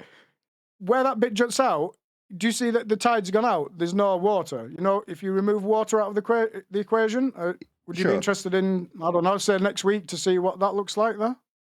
Yeah, what with water over it? No, with water not over it. Oh, The okay. tide's gone out. We're shooting directly over land. Yes, I got you. You interested in seeing that? I'm always interested in seeing people's observations because this is glorious. It gives us an opportunity to take apart the calculations. The only problem for you is it's going to be demoralizing if every time we say, well, okay, what does this prove? It's only useful for a baller when they want to argue about where the horizon, the point of dissolution based on where the horizon, that's the point that the surface, that's the ground or sea, appears to meet the sky. Well, at that optical dissolution point, they'll argue that that optical dissolution point is Earth curve because they've hijacked how we calculate where that optical dissolution point will lie, and you can match that side by side with the Rayleigh criterion. Put it next to the maths of the Earth curve, and where they say Earth curve will start blocking stuff is exactly where the Rayleigh criterion would say that the optical dissolution point will come for your eyeball. And that's what they've used for basic Earth curve maths, hijacking perspective. So as much as yeah, if you want to show us more observations, then I'm just going to go through this process every single time with a friendly offering it up. But like I say, I just don't want you to become demoralized when I say this doesn't help you prove Earth's flat, but you can repeatedly debunk the globe by showing how they would take what you have observed and infer that the optical dissolution point is Earth curve when they take the differential calculation from eye level to surface level and say that there's a point below that surface level called Earth curve marked with an X and labelled horizon in a begging the question proof of nothing perspective hijacking Earth curve calculator. Therefore, X or Y amount should or shouldn't be viewed based on a feet and inches value. So that's the ultimate point when you get into this wrangle dangle. Should someone challenge you and say, I want to talk to you about this does prove a globe, in fact, which is how they'll challenge you on it, they'll tell you how much feet and inches, or in your case, meters, should or shouldn't be blocked. Well, in reality, hashtag shit shrinks. When you're talking about how big something is into the distance when you're looking through a lens, then you'd calculate that based on optics, angular resolution, the Rayleigh criterion. That's what you calculate it with. Now, it's apparent size, that's perspective, is sod all to do with how many feet and inches it is, but they will say, if it's 100 meters to the top of this lighthouse, well, it's 100 meters when it's 17 or 14 miles away. It's 100 meters when it's 30 miles away. It's 100 meters when it's 60 miles away. It's 100 meters when it's 100 miles away. Hold on a second. At 100 miles, is it not too small to see? No, just way behind Earth curve. Because that's how they do the trick. They keep the feet and inches value of the target the same. But that as it recedes into the distance, it's going further and further behind Earth curve. All they've done is hijack perspective. Like I say, more observations and more imagery is more opportunity for me to point that out to an audience stacked up next to the images with you saying, look what I've got, it should be or shouldn't be behind Earth curve. We'll just decry that point every time is my point. That might demoralize you. So it's a parlor trick, is that what you're saying? Yep. I don't demoralize easy, and I'm happy to share my observations. If you're happy to, I could do next Wednesday and share some more. It's up to you. Hell yeah. I love them. When Ranty used to present them, I used to say the same thing to him. Once we'd figured out that the Earth curve trap of getting into the argument about how much there should or shouldn't be there based on that calculation, you've lost immediately. So he'd keep presenting the images and saying, well, look, if we put this in the Earth curve mass, I'd be like, really? Why? Well, I want to show you how much it is should or shouldn't be seen. I'm like, why? No. They're like, we're beyond that now. Now you get obviously a bit of a bit of attitude or a bit of leeway because you knew and you want to present what you've got, and I thank you profusely for doing so. You know, I'm really grateful. If you want to continue to do so, great. But it exposes the parlor trick of the maths. Correct. Yeah.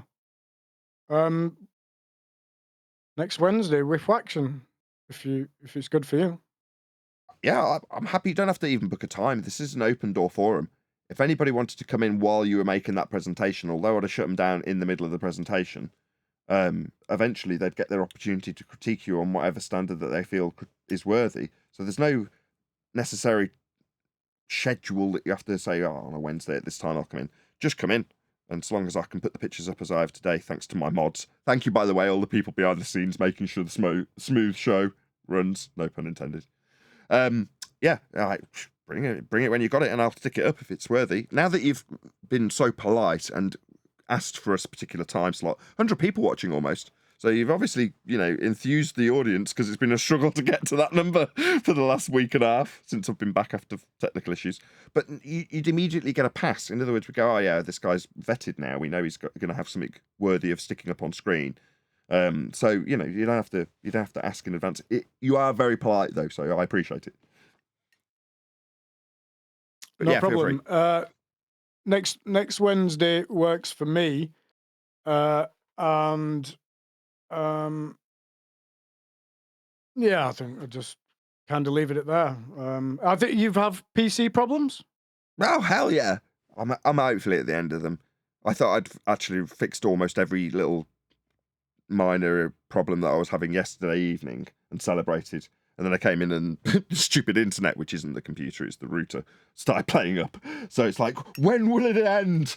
But no, the show ran without a hitch. And indeed, so I'm, quite pleased with how things are going in that regard. The computer's running and everyone's getting the show, and there wasn't any technical issues. I didn't even glance down at the temperatures during this whole time. So I'm quite pleased with all of that.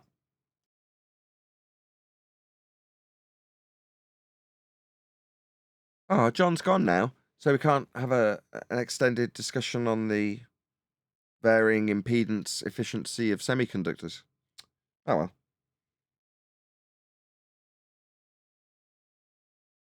There's always another day. Nathan, Yes. I used to build PCs, Oh, okay. and Cool. I listened to your description of what was taking place. Mhm. With the voltages and everything. That was a weird one. That. Yeah, I'm looking for the point where high-powered electronics will work at a very efficient rate, so that they don't cook themselves. In a way, you could just say, this is my fault for just not having fans on initially. And then when I've decided I can't do that, it won't work. I've put fans on, just not put them on high enough. So essentially, it's all because of heat. That's the only problem. It's always because of heat. So I say, It's it's the always the RAM, killer, evil yes. RAM. No, the RAM's too hot. That's it. It's always the killer, isn't it? Heat. Yeah, it's a passive PC. The PC is designed to run with no fans. So it's a pre-designed headache, isn't it? Because everything that goes into it, unless it's extremely low powered, is always going to be like struggling to do what it does. There we go. Anyway, I think after 14 months of fiddling with it, I think I've got a handle on it now, believe it or not. Isn't that amazing? Stressful if it's not stable, though. Yeah, doing something like this. Very.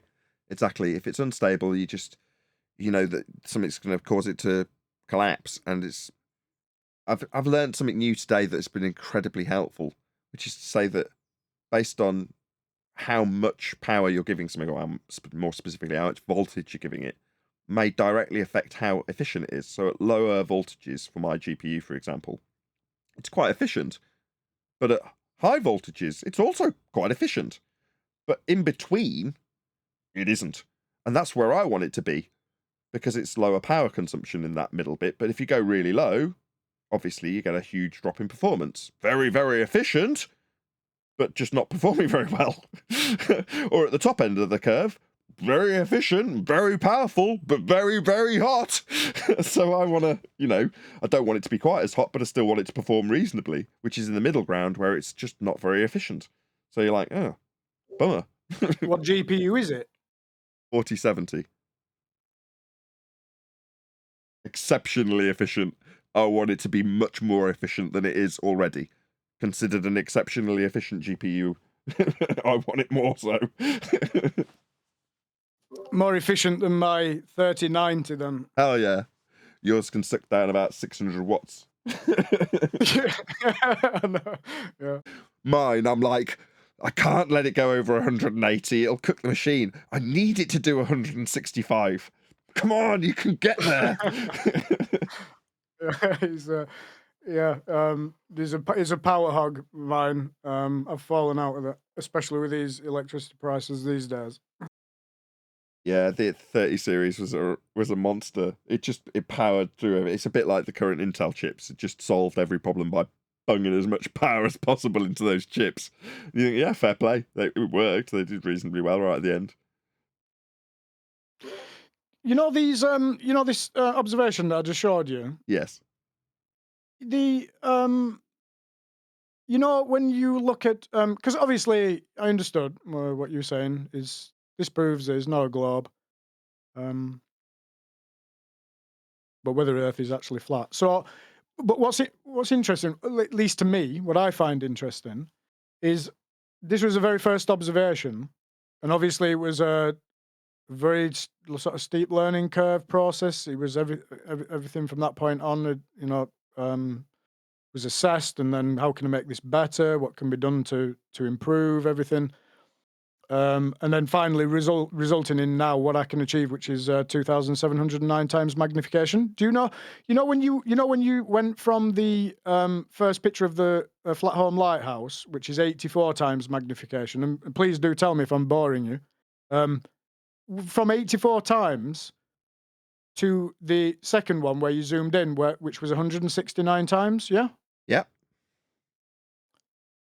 Do you see what happens to how much of a zoom, like how bigger that image is, because of that zoom? See, you're not quite doubling the zoom capability, yeah? When you go from the first image more to or the less, second though. one. I mean, in terms of the scale that I see on my screen, it almost doubles in size. Yeah, and that is going from 84 to 169. Can you imagine 169 to 2,709? I mean, wonderful. If you can see, what you're doing is you're comparing how this is what you're achieving. The Earth curve maths is based on what your eyeball will resolve in its most raw form. Now, when back in the day, Math Powerland in 2014 was like, you can debunk Earth curve with a super zoom camera. Well, no. You're opening the door to arguing about the Earth curve calculator, and if they dupe you and you don't understand how the trick's working, there's a good chance you've lost immediately as soon as you start talking about this particular observation, or any, regardless of the camera's quality. But there does come a point where you're pushing the resolution capability so far beyond the raw maths of Earth curve, which are based on just a 6-foot observer with no zoom whatsoever, that you can resolve things that were pushed so far past where they say Earth curve should be that it becomes a joke. Now, we've already had examples of that, and what they'll do is Ruhif, a guy we were critiquing just literally when you popped in to say, can I make my presentation? That gentleman offered up a postulation that you could have infinite over 6 of the radial value of a sphere Earth when begging the question and deriving R values from flat planes to say that you're on a sphere. Well, in that reification fallacy, you can say that there is infinite over 6 radial value refraction. So, to whatever extent they need to push it to, I'll give you another example, to the point where they would assert that you can have so much refraction that you would see your own arse in the telescope eventually. We have had literally that stated to us on the debate when into begging the question, proof of nothing, perspective hijacking, Earth curve calculations of observations just like this one. So I would speculate that even if you push the resolution capabilities of your telescope to a factor of 10x this that's on screen now, 10x what you've got already. What did you say, 169? 10x that. Yeah. They will tell you that, yeah, eventually you'll see your own ass. I know, I've already been told this. There you go.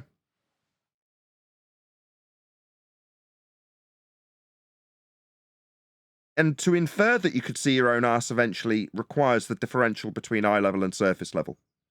You understand? Yeah. Earth and, needs to be flat to make that assertion based on a geometry reification. But to make Yeah. that geometric reification and assertion that you will see your own arse in a telescope requires the differential from a flat Earth to make it. That's the main point. I've been listening. My wife and I have been listening to you guys. There's a lot of people around, isn't there? You know, a lot of channels on YouTube. Lots of Do you believe in flat God? earthers. Sorry? Do you believe in God?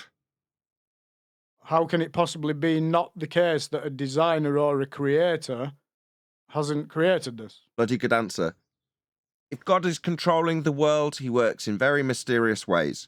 Just before you got here today, John was describing how he wanted to go through how the begging the question proof of nothing perspective hijacking Earth curve calculator utilizes the differential between eye level and surface level to show that there's a horizon marked with an X in the calculation below the surface level.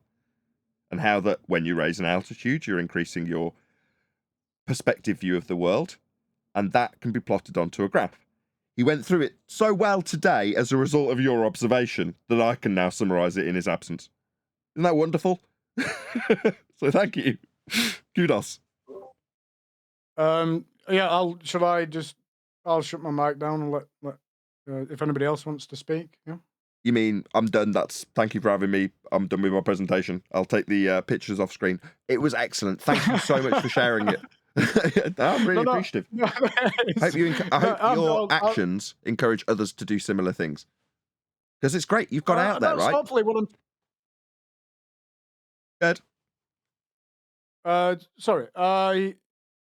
Hopefully, yeah, because the Bristol Channel in England is the there's not many flat areas in the UK, is there? I don't know if you know, Nathan. You probably know, but yeah, look into the rail network. You'll be surprised. You can go to so if you look at the Bristol Channel, you can go right up to the almost like the tip of it where is Lydney Harbour, and then you can actually you're shooting down like 30-40 miles and stuff. So and the tide goes out, and it's one of the highest tides in the world. It's pretty ferocious, you've got to be careful there because the tide moves in and out fast. And if you're down in on the seabed and stuff, you know what I mean? You've got to make sure you're not just looking through the telescope. You keep one eye on the tide coming in. But I'm just saying that it's a fantastic observation point for anybody who wishes to go out there, because it's just so much you can see, and you know what you're looking at, what the distances are involved. And when the tide goes out, there's areas that you can shoot that you're not even shooting across water. And then there's no horizon to hide behind, if I'm making sense. Yeah, I'm not going to disagree with you, but the horizon's not an Earth curve, so I get it. The only problem I foresee for you now, especially now you've made a presentation on a show, is that you now reek metaphorically. Somebody will want to have your guts for garters and show you how the Earth curve maths does work with your observation. I'm aware of this. Right. So, I mean, beyond your statement that there's a certain place with the Bristol Channel where you can see for a really long distance, and I'm not sure. I'm sure that's true. But that's it. That's the end of the statement for you. No, I mean, obviously, this is just for anybody who's interested in optics. And I get that, but that is all it boils down to, though. Do you see where I'm? That's your interest. I can tell you've got a really good setup, And I get that. And you're like, I can do more with this. I can get more. I can resolve more. Yeah, I got it. Increase the power. I got it. And I totally get it. But when you say, well, if you're interested in optics, I'm glad you said that. Yeah. That's what it serves. And There's an astonishing moment, though, Nathan. There's an astonishing moment when we're indoctrinated as being a believer, and then you like us, you see things and you go, oh, what's going on here? And then you actually go and take a camera yourself and just zoom in and go, oh, why am I looking at? Do you know what I mean? It's like, for me personally, I can only speak for myself, obviously, but what a revelation. Is like different ways for different people to. I'm not decrying you in the slightest, right? I'm not.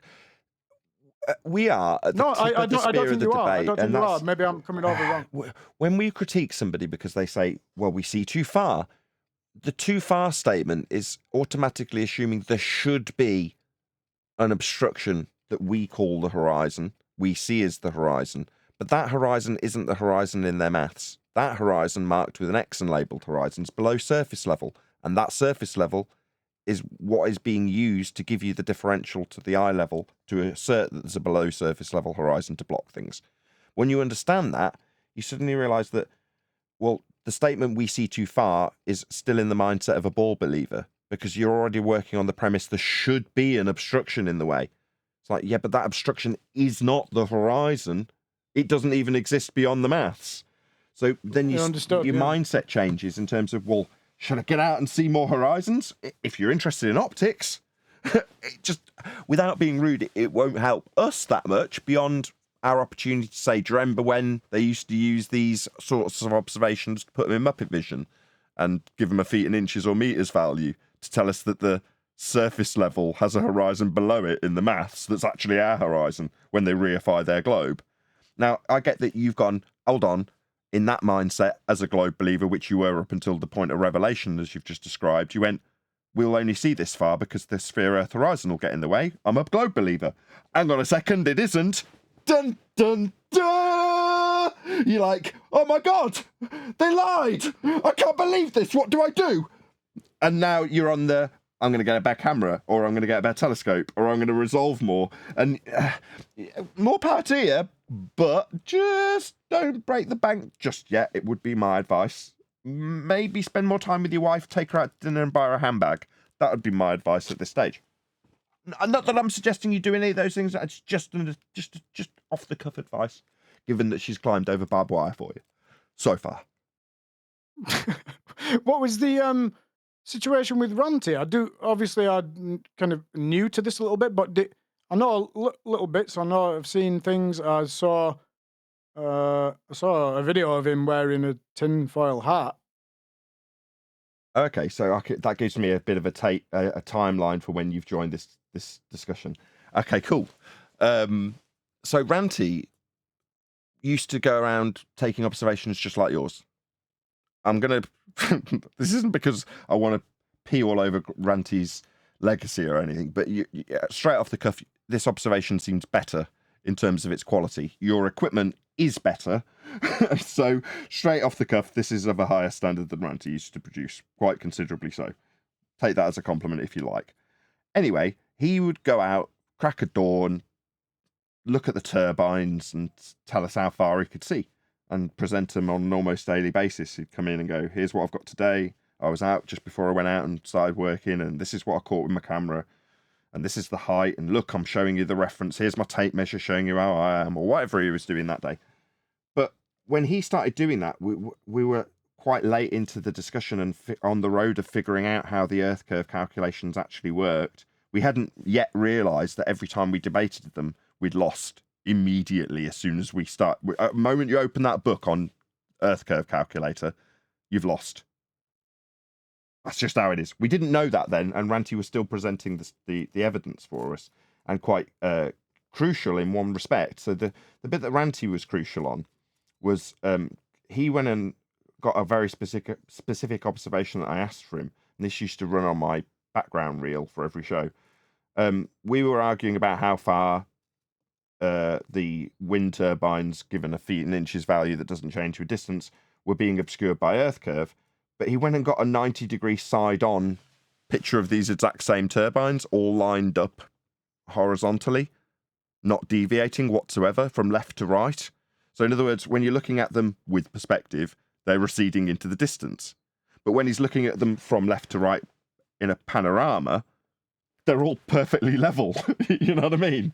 So it's like, well, it took us on the cementing our understanding of how they'd hijack perspective, because you're like, if they're moving over Earth curve, they're bending over Earth curve, exactly as you're calculating for them to be bending when they recede into the distance and get smaller. But side on, they don't. Perspective tests, perspective tests, yeah. Yeah, it's just hijacking a perspective. But back then, before Ranty did that observation, that was about the time that Quantum Eraser came on the scene, we were saying that their mathematics was excluding perspective or exclusive of perspective, which is to say they weren't including it. So at the time, Sleeping Warrior was saying things like, you'd have to apply a double dip or whatever. You'd double apply the calculation they say should be the physicality of something going over an Earth curve plus the effects of perspective. But it's like, no, or they've taken those effects of perspective and called them Earth curve. So it's not that they've excluded it, they've hijacked it.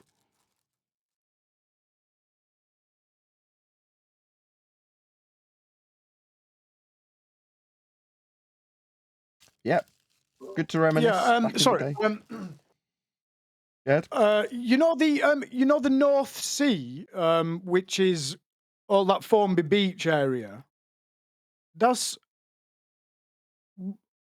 know you can do observations there and stuff, but that is because it's the North Sea, that cold meeting, the snaps. You get a lot of weird stuff taking place there when you do observations there. I don't know if you found that. I mean, obviously you can fall on good days and stuff, but there's a lot of weird optical phenomena takes place purely because of it being the North Sea and it being extremely cold, coming and meeting. If you go to the east side of the country, it's far better. I saw there was a picture of Blackpool Tower with mountains in the background. Exactly, similar vein of discussion. Yeah, very similar in terms of the observation and its claims and the debunkings and all the rest of it. Yeah, very similar stuff. You know those mountains in the background of the of that picture? Do you know which I'm referring to? I do. The one with Blackpool Tower. I don't know what the mountains are called, but yes. In the background. You know that image? Yes. If you go to Google Earth or Google Maps and have a look from that location, that sort of car park, the exact coordinates from that location. If you go there, you'll see, if you scroll up on the left-hand side, you just follow the our island up, and then you'll see a lighthouse about 65 miles away. Have you ever seen that? No. It's on like equal footing level with the mountains. You know, the Lake District mountains. Okay. So you wouldn't expect to be able to see that, would you? Based on what Rant is saying. But I don't think in those terms. I don't look at stuff in the distance and go, I wouldn't expect to see that on a globe. I don't do that. Yeah, I get it. I understand you. But the critique seems harsh because you've offered this at the tip of the spear. Now, it might sound arrogant, but I feel it's well justified.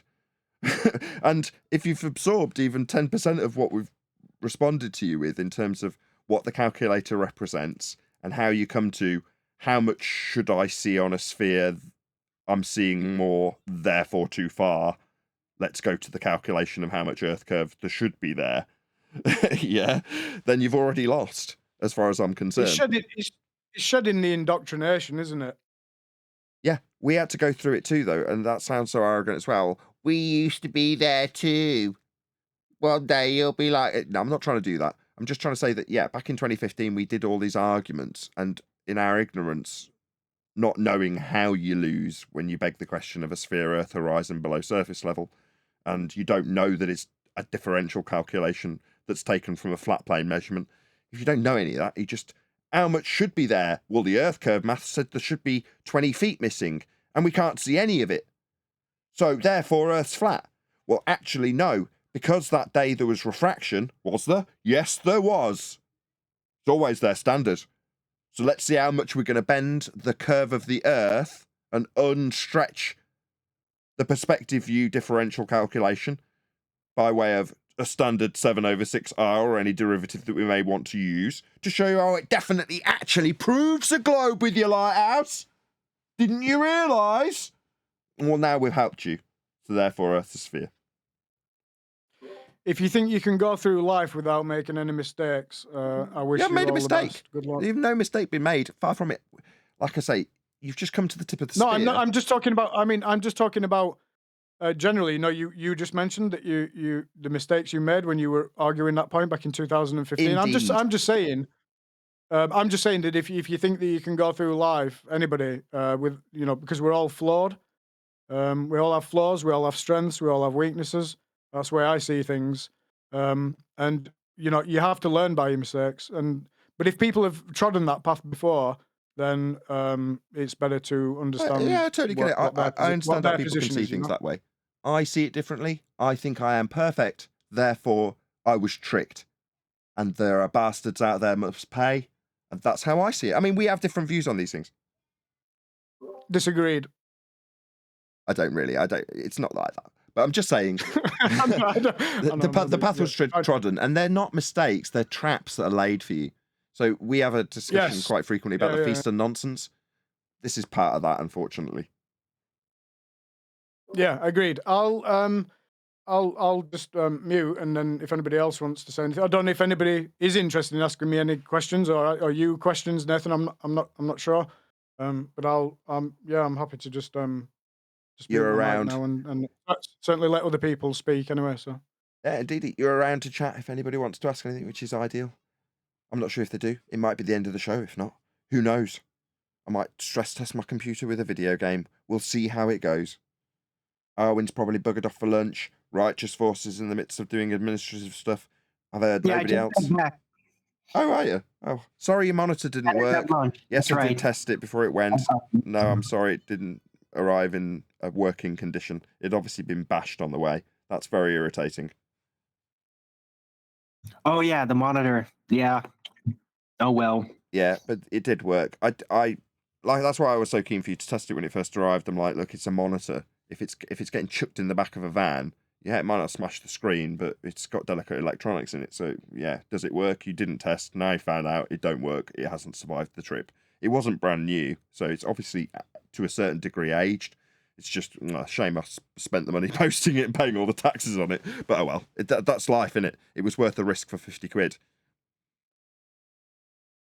Well, the only way to really try to guarantee that the electronics don't screw up is by having it actually in foam and not just wrapped up as tightly, because it's the shocks of like suddenly dropping it, right, that really get the electronics screwed up.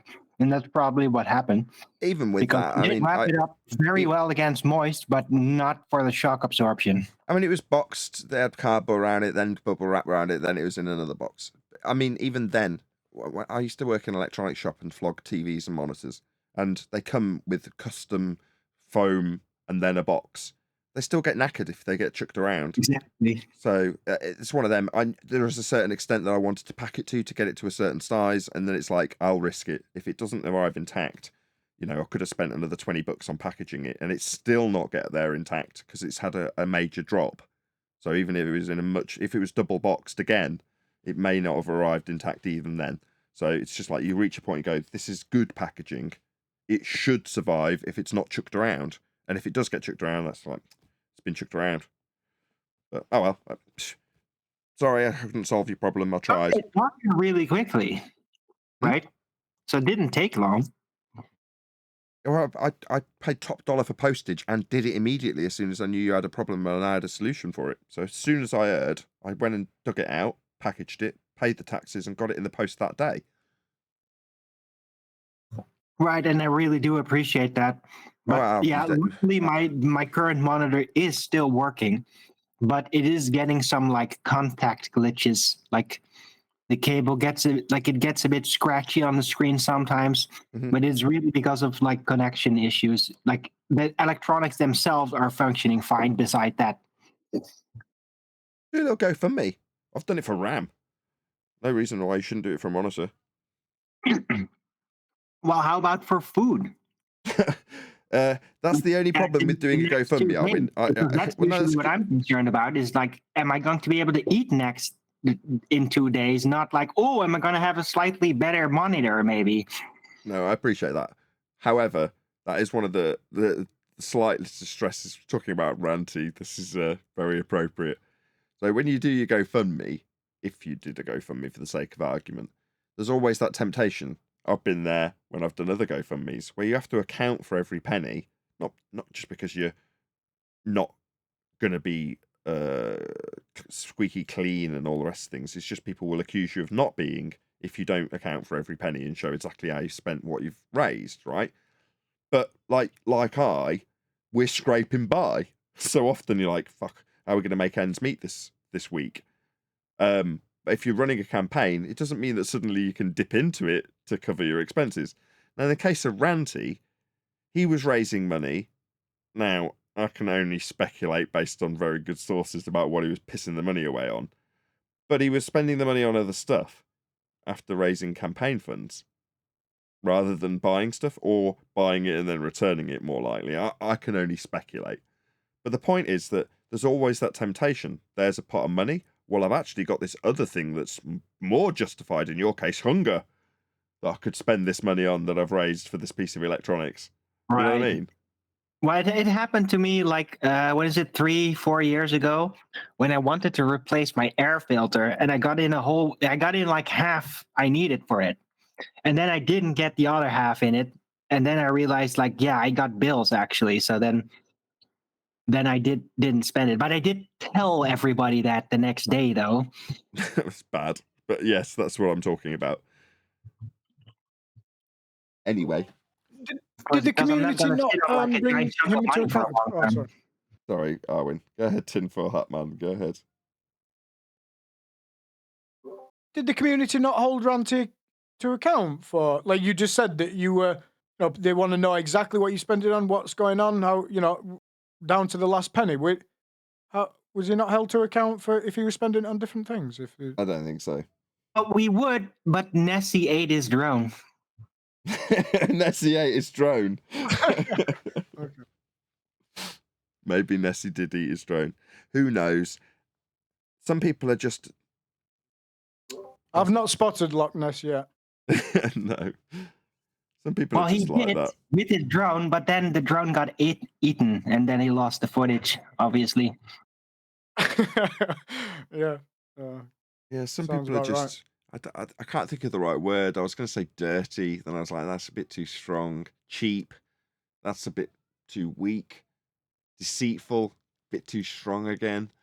It's like some people are just crappy people. What else can I say? Cheap is what I'd say. Like they're so easy to just like, oh yeah, well you gave it to me, so like screw my promises. Like I'm just gonna do whatever I want and not even tell you. And then I pretend like that's normal and act all weird when you try to ask. Fraud. Yeah, grifter. Yeah, grifting. That's what it is. And that's what I get accused of. It's like you're just grifting. It's like, yeah, if I was raising money for RAM because this computer's cooked it, and then I go and spend it on something that isn't that, whatever, I don't know. Food. Yeah, even if it's that. And you're like, well, I was hungry. Well, I gave you money for RAM because you needed RAM to make the computer work, to make the show work, and I want to support the show. Now, the show should support your hunger. If it doesn't, that's not my problem when you've asked for money for RAM. That would be my attitude if I gave someone else money for something like a drone and it didn't come to fruition. Yeah, you'd be pissed. Well, understandably so. But when you have done precisely the thing that you've raised the money for, and very grateful to all the people who have in the past supported me for all of my GoFundMes. So you're like, I am eternally grateful to all the people who actually did support me for those things. right? But to then say you're just grifting, no, grifting is something specific. That's different. But anybody else does a fundraiser. Oh, speaking of which, Mr. Cheswick published a video about Simon Dan doing a Kickstarter so he can educate people about the globe. You're like, Simon Dan does it. That's a grift. He's already doing that on YouTube. He just wants more money for doing it. Yes, right? For doing what? Well, for perpetuating the globe lie in a better graphical way for lots of money on Kickstarter. You're like, that's a grift. But what makes a real grifter is that they know ahead. They are doing it for the money, and they're conjuring a story of some kind to achieve that. They don't care about it. Yeah. So if they're going to promise like, we're going to do with this, we're going to get the funds and to do with this, the whole point about a grifter is that they know ahead of time that they're not actually going to do it. That's the difference between somebody that's just having a bit of a financial tough times or whatever, and unexpected things happen, and somebody that just like, no, I know exactly what I'm going to do with that money, and it's not what I'm saying I'm going to do. But regardless, it just boils down to... Go on. It just boils down to honesty and dishonesty. And well, it's hard to argue with someone like Dan. So potentially Dan has knocked flat earthers because we threaten his grift. Now, it sounds weird saying these things because these are very specifically the things that people accuse me of. Now, in the case of us being able to demonstrably prove what he says to be untrue, and the fact that we point it out, highlight it, he does watch our videos and critique them, therefore, he can only claim ignorance if his comprehension levels are so low. But again, why would he be someone elevating himself to educator and doing Kickstarters for exactly that if he's that dumb that he doesn't understand our arguments? Why would he be raising money to educate anybody in that instance? So in either instance, he's a fraud. If he knows and does understand our arguments because he's of the comprehension level worthy of educating others, then he knows that he's lying when he deceives the world into claiming he's on a ball and giving them better graphics for showing it. Okay, well, that either instance makes him a fraud. Well, maybe, or he's just too dumb to realize that he's dumb. Then he shouldn't be educating anybody, therefore fraud. I just went through that.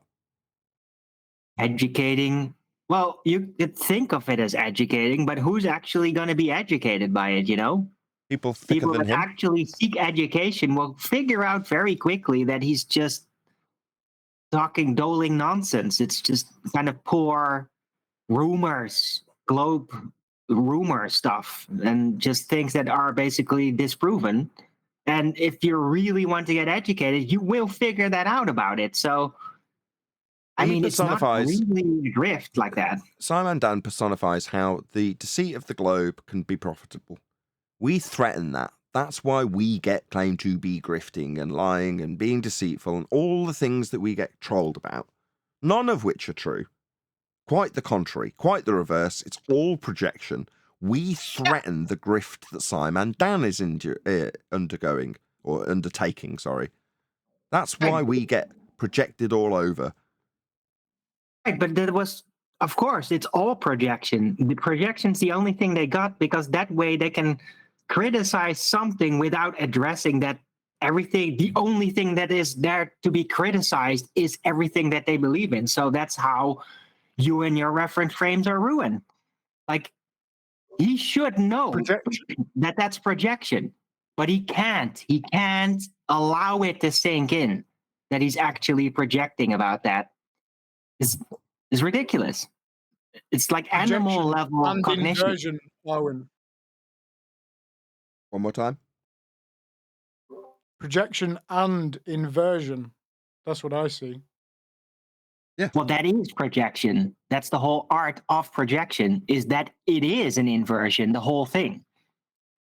Right? You're the perpetrator and the victim, and you reverse the roles. That is exactly what projection always is. Yeah. It's not just you accuse something of what you're doing, but you're also stealing their roles and projecting your role onto them socially. It's a big part of projection. Agreed. Yeah, therefore we're a massive threat to that, aren't we? We've got to have the scorn of scammer poured onto us so that when the person perpetrates their scam, your hatred's directed towards us as the scammer. In the case of Simon Dan, he needs to peddle his globe lie because it's extremely profitable. We can undo his globe lie, therefore we are a threat, therefore he points the finger of accusation of scamming towards us. How he debunks the cons and frauds of Flat Earth. That's how he's positioned this.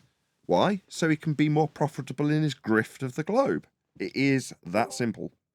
Right, because a big part of the globe grift is to basically get people that aren't very smart and then make them feel very smart for believing in the globe. It's all about making them feel smart, but through our direct approach argumentation, like that breaks that effect like nothing else, making everybody that follows and trusts him feel really stupid about themselves, which is directly the opposite of what they're trying to achieve, because they're trying to make their followers feel very smart and very comfortable and very generous. And we break that effect by what we do. Yep, hence we're a threat. That's all we are. And when we talk about the sleepless nights they have, they're up thinking about how we threaten them. That's it. It's kind of pathetic, really. That's life, though, isn't it? Right. And also, like all those people that all lovingly support them and trust them, they're afraid of what those people might do and how they might think of them and talk about them once they are dispelled, once they figure it out what's actually happening. They're going to be scared of that. Yeah, and Simon Dunn's their knight in shining armor that can go out and defend against their sleepless nights on their behalf. And that also is probably very profitable. It is anti-flat Earth. I don't was about to say it's like anti-flat Earth. It is anti-flat Earth. Anti-flat Earth has become profitable. What a horrible way to live your life. I agree. It's all a confidence scheme. It's But all, that's the choices. It's always the same choice. Give us money, That's and we're lying to you. It's always the same choice. So when I was earning good money, I had no time.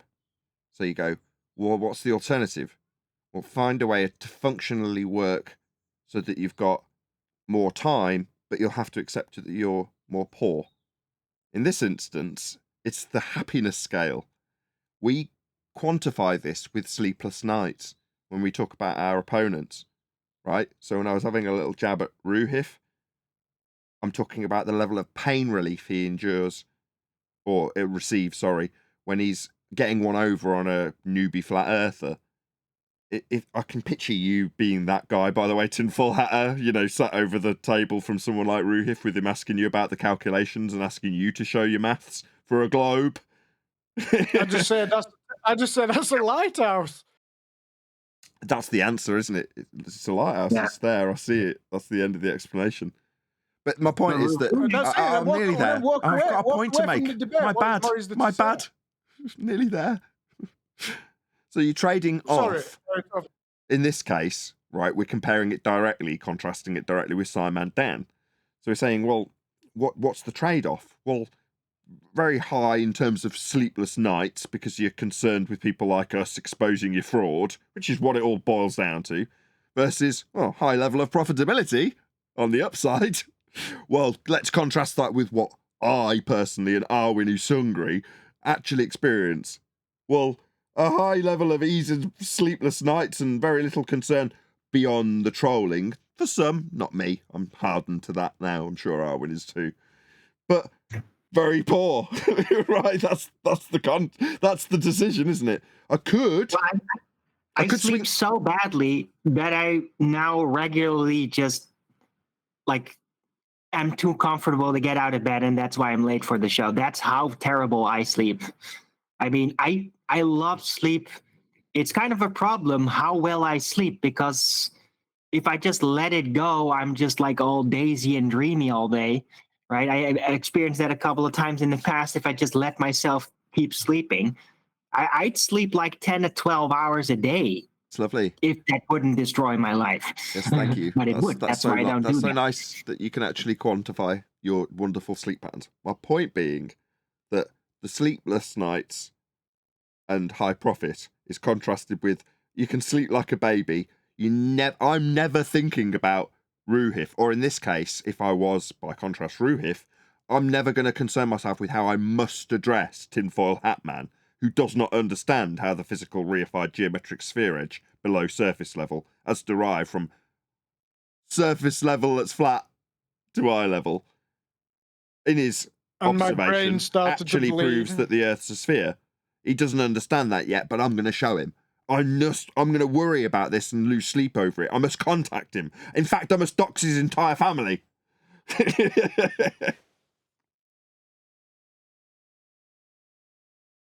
I don't do that. I don't worry about them. None of them I ever give a Right. second thought to.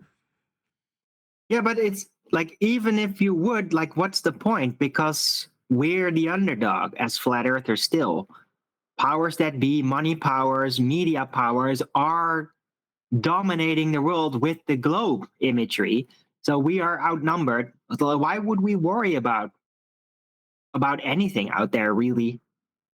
I don't know Like about that. worry. That's what I was trying to get across to Tinfoil Hat Man. You're out in the world, you're experiencing the world, you're going, look how far I can see. Or just by contrast, like I say to my kids all the time, look how wonderful the world is. But actually look at it. Let's touch it. Let's feel it. Today, got back from swimming. My youngest goes, wow, look, there's seagulls.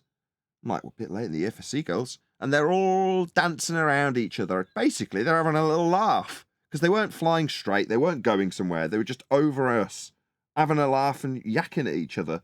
So we sat there for about 10 minutes and just watched them. It was great.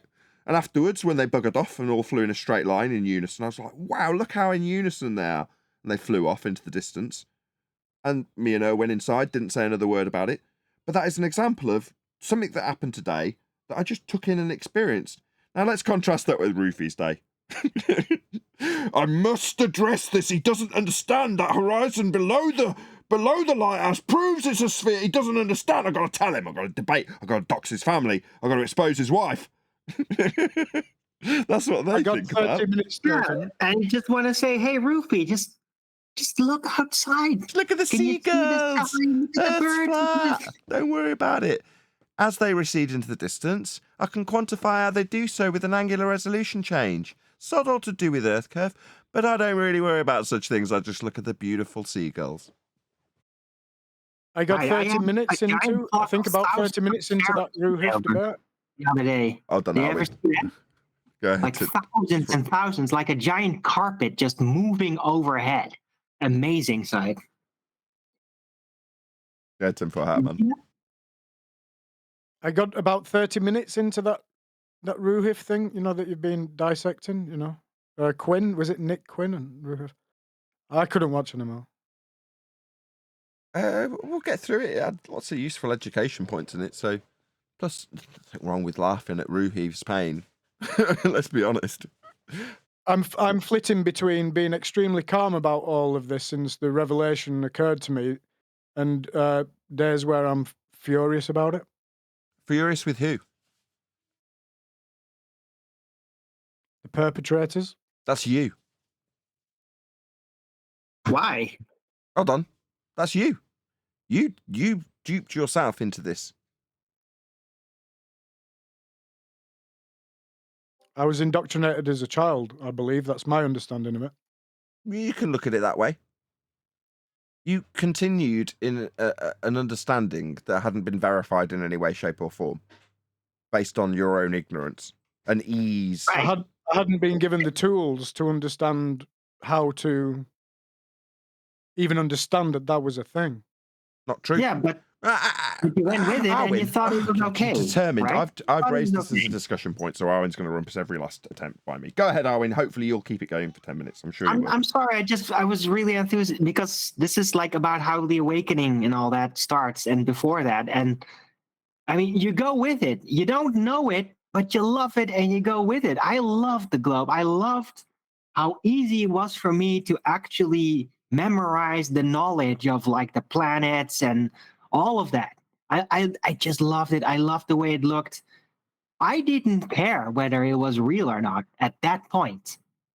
And because of that, it just slipped with me. And only later did I actually start to care about what is real and what isn't real, and realize that there was so much lying going on. And then it dared to shine in like, but how far can the lies actually go? And that's when the big shock really started to show itself. But I went with it when I was young because I loved it. And I'm never going to lie about that. That's the reason I went with it, because I loved it. And I didn't care whether it was Yeah, real or not. if I can just interject there just for a couple of seconds, don't forget it's been reinforced all through the programs you watch, the cartoons, the films, science programs. Okay, so even though you loved it, like I did as well, I can say that I love the globe because it's not the globe that I love, but I love the Earth. It's what I really did love, the Earth. But it was said it to be a globe. Now I didn't check that as a kid because I took it as the truth. So in reality, is that I love the Earth. I still do, but I didn't realize it wasn't a globe until 2015. Of course, that's when I woke up due to the Right. people who put out the brilliant material. But so it's reinforcement through your lives that you must always remember. It's always there. I'll just step out there. Yeah, but that's one part of it. The other part is I loved the idea of it all. I loved the idea of humans being on a globe, having advanced technology, moving beyond the entire outer space. I loved the idea. I loved that view of humanity and reality. I loved that part, and nobody was going to tell me that it might not be true. Because if they did, I'd just not even hear it. I wouldn't even be triggered over it. I'd just not hear it. And I loved it. I chose to love it, and it didn't matter to me the nature of reality in that aspect. I went with it. I chose it. I got it right in front of my nose, and like another Christian view, which was not bad at all, really, in retrospect. Alongside that, and I chose the globe. And that's the truth. That's what I chose. It was a conscious decision. I wasn't fully informed, but I chose it because I loved it. And that's what it is. That wasn't the case for me, Owen. That wasn't the case for That me. wasn't where I was going either. I'm Right. sorry. Yeah. Well, where I was going was, when I say you, I mean like the royal you, as in where you got the information from was the people, the society around you. Now, they can claim ignorance in 99.9% of the time, and they're not actually out to deceive you. My example, which I can give, I literally did this, was sit with my niece and explain what all the movements of the stars were doing in our backyard when it was a clear night, and everything I contextualised heliocentric. So therefore, she was indoctrinated by me. I led her into that. We all indoctrinated each other, but we all ultimately had, as Arwin, I think, was about to go into, and it's not my point, so I'll let him, but, have a choice in regards to what we allow ourselves to believe and what we look into and what we get excited about, and therefore what we enthuse about. And the higher that level of enthusiasm for something like heliocentrism, the more you'll brace against someone like us, the net result being anti-flat earthers like Ruhif and whoever, Fight the Flat Earth, Craig, whatever. The point is that we as a society keep this lie going, but it's been well beyond the generations that are currently alive in terms of its conception. So do you blame your uncle because he's told you that the world is heliocentric when he's described it to you because he doesn't know any better? It's all of our own fault in that regard, is where I was going. But Arwin's going to say different and say that we actually have a blue pill, red pill choice to make by the sounds of things. Go ahead, Arwin.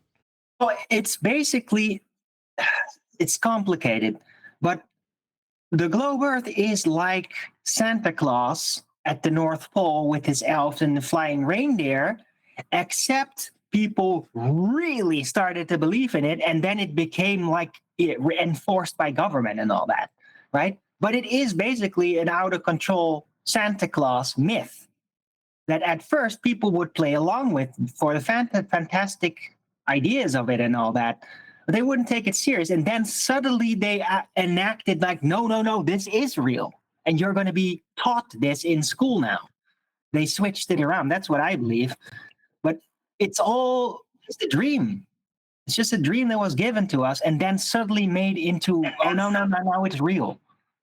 That's how they did it, I think.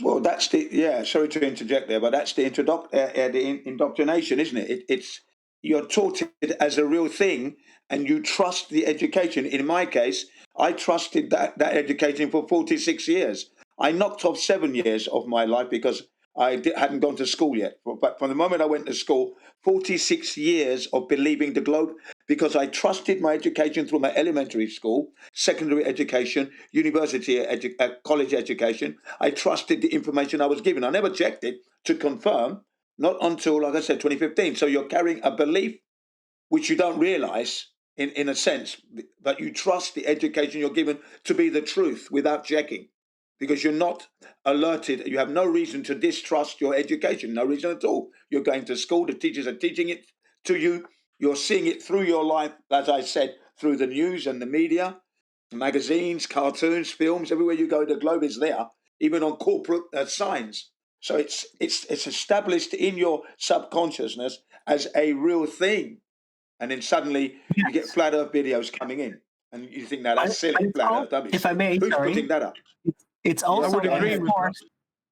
Sorry. It's also enforced, like not all people just look at the material they're presented with to check it. I myself am actually, I started out as a person that would first look at what's the source, who's telling me this. And if the teacher, this was really smart and well spoken, I would trust the information more. So I would actually, because I knew there was too many things for everybody to keep track. So it's just like a matter of find the smartest person and then rely on what they say. That's how I started doing it all. And if a really smart person would actually believe the globe, I wouldn't even test them about it. I would just like, no, he's really smart. Of course he got to know. And that's how it worked with me so long, is because I just trusted really smart people that seemed smart, at least, that believed it and then never tested their beliefs. Just trusted that they knew what they were doing, kind of thing.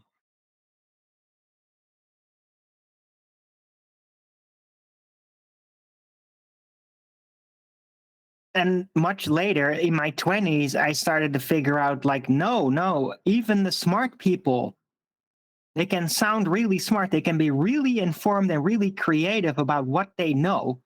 But that doesn't mean that they really get the full picture. Smart people can become compartmentalized because of their speciality, because of their expertise, and then not catch on that a lot of it is manipulated because they've been focused on their grounds of expertise too much. And that actually happens quite a lot in modern society, the expert society.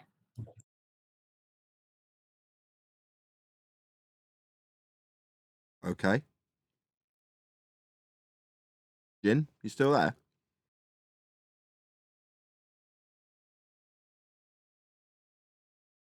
He literally ran away Yes. while you were telling him I'm that, still here. Arwin.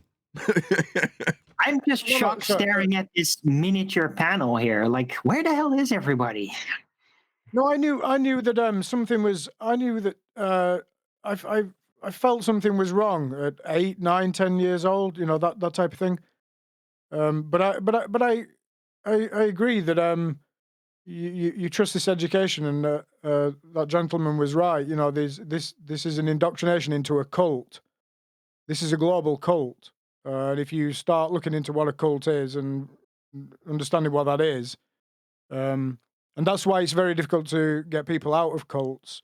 There's a whole that's a whole sort of new subject and everything, but that's how I feel about the matter, and it may well apply very differently to other people. I'm just quite happy to listen to everybody's opinion, to be honest with you, and I think I've spoken enough now anyway. So I would say thank you for having me on the show, Nathan. Been a pleasure. Thank you for presenting to us. I like I said to you, I can come back next Wednesday and just hit you with a few more stuff. And if you're interested in seeing what my observations are and stuff like that, it'd be great. But it's Definitely. yeah, it'd be great. I said to John before he got here today, it will definitely spur on some globe believing Muppets to tell us what's what.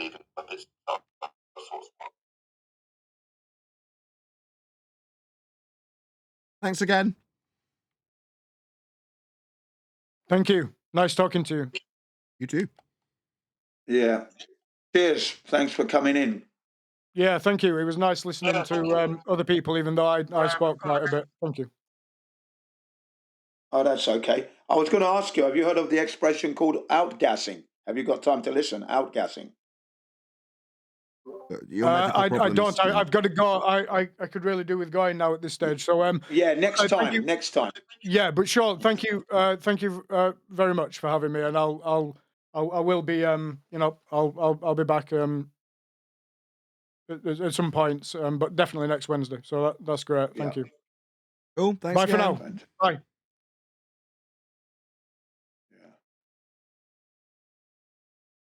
Now going to be leaning question on to you, are we? Nathan Oakley.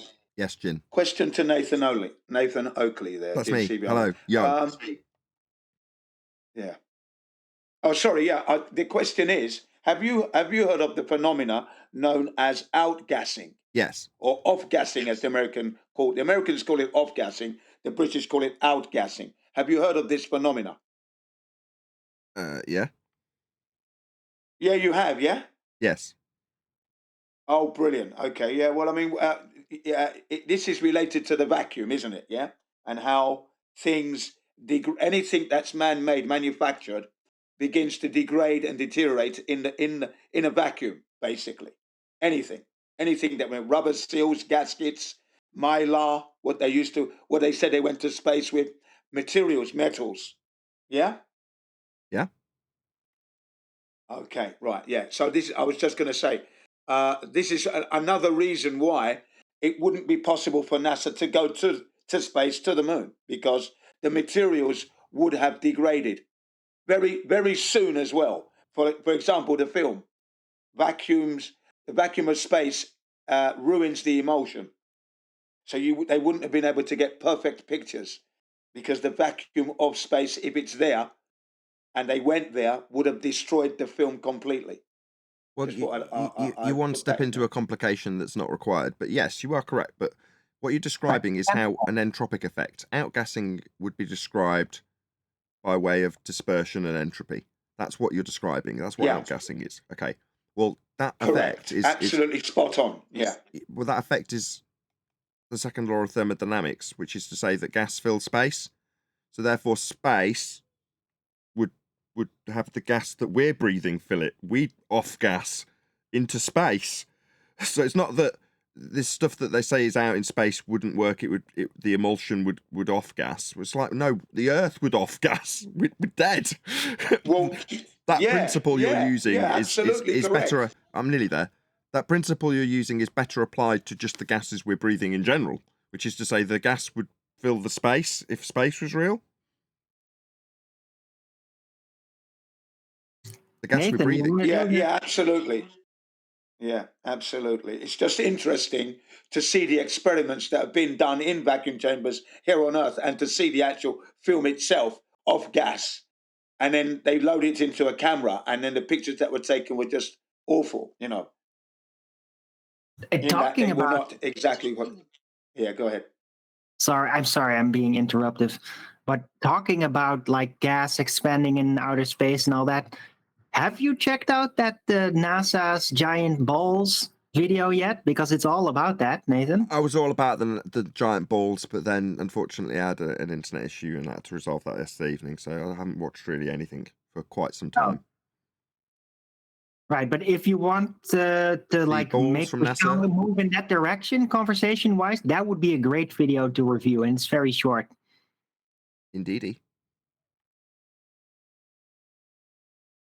We'll do that tomorrow on the live show if you want. I said to Flatsoid that I would cover his video because he did a debate, and I was like, yeah, I'll definitely cover that, but I haven't.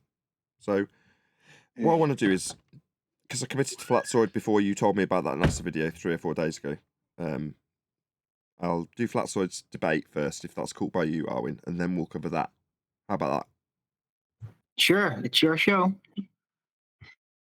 Yeah, cover that outgassing because it's really, really interesting, and it's damning to NASA. It just exposes the impossibility of any human-made product surviving we just even the spacecraft would totally outgas aluminium, everything just even starts the to break Earth down. itself. Rubber seals and gaskets. Even Yeah. the Earth itself would outgas into space. We'd all be dead. Yeah, Yeah, yeah, yeah. absolutely. Yeah, I love this this situation where, like you were saying, they're scared of us, and they are. They can't get enough rockets up into the sky because of flat earthers. I understand. It's crazy. Yeah, it's Yeah. entertainment now. They're Well always done. Anyway, well done, guys. the Globers will always have their straw man ideas about flat Earth, right? They can always say, "Oh, but the stars aren't literally in those positions over the disk," as some general flat earthers still falsely believe, right? And then still make weird excuses based on perspective for it and all that. When perspective really only applies to things that have actual positions in space and not angular only positions. So the Globers are going to have a lot of straw men about flat Earth to basically keep going, right? And I still see them do it Yeah. all the time. Yeah. Like, oh, Yeah, but I how see can you their work on arguments flat Earth? cringe How and could you not hopeless. see the sun everywhere at all times, right? And then some disk Earthers might say, oh, it's because of perspective. It's too far away, resolution limit. But I mean, none of that really applies because the sun isn't an object provably in any location. So, yeah, they'll have something to straw man with for quite some time, I think. Well, they're always Yeah. going to seek Well, I pain mean, relief. What you're saying is they'll always try and overcome these problems. Yeah, but there are always going to be problems that are always going to be denying them of sleep.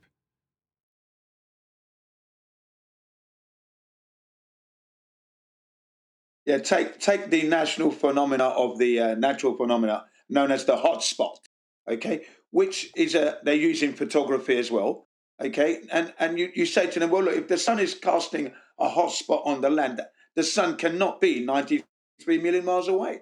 It cannot be, and then give us a hotspot right here locally, and they want to straw man that. Yeah, Complete, but I mean, it's kind of a straw man even from our perspective as well. It's like that video showing the hotspot is a good proof to prove that at least the sun is not 93 million miles away. But that's really it's all good for because other than that, what you're actually seeing there is quite the mystery.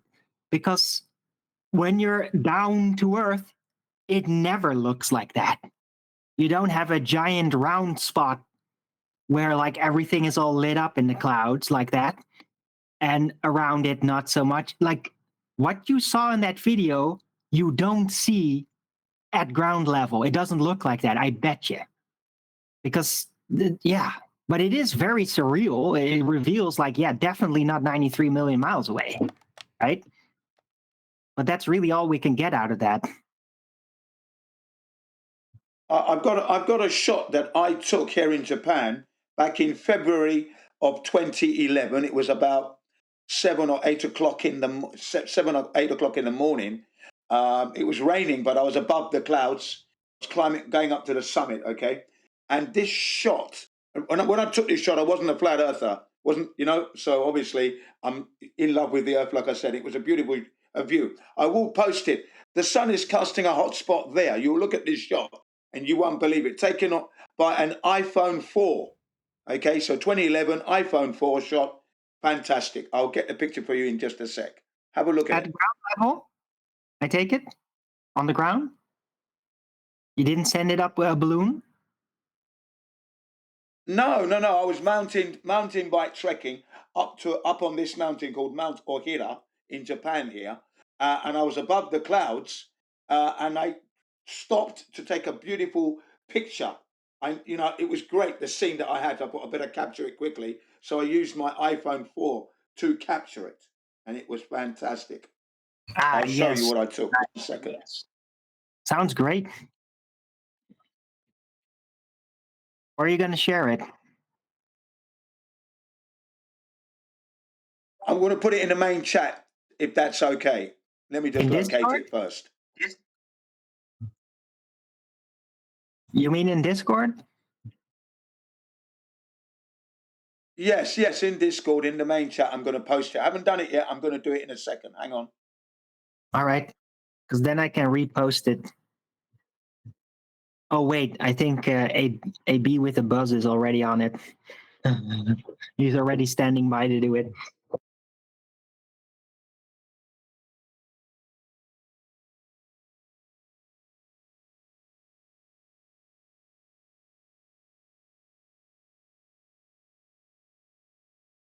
Even tells you in Skype, image from Jin incoming.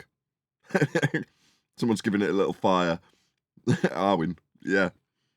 He's all over it, right?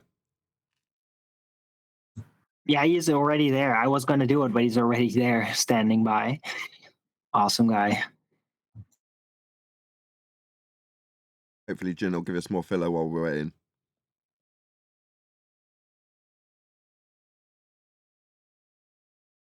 Right, but I mean, those sites above layers of cloud seeing hotspots, that is just some surreal stuff every time that's seen. I mean, that is just surreal. You'd almost wish, like, if you were there in that moment, that you would know somebody that would be roughly under that location where you're seeing the hotspot, just so you could call them up and say, like, hey, could you like quickly take some footage of the clouds above you, right? So that you could simul video it and then just try to compare the footage as to like what the guy on the mountain is seeing and what the guy underneath that hotspot is seeing. It would be just interesting to be able to compare that.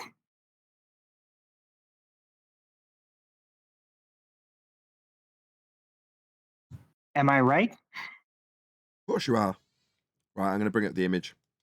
Ooh, wow, that's an amazing picture.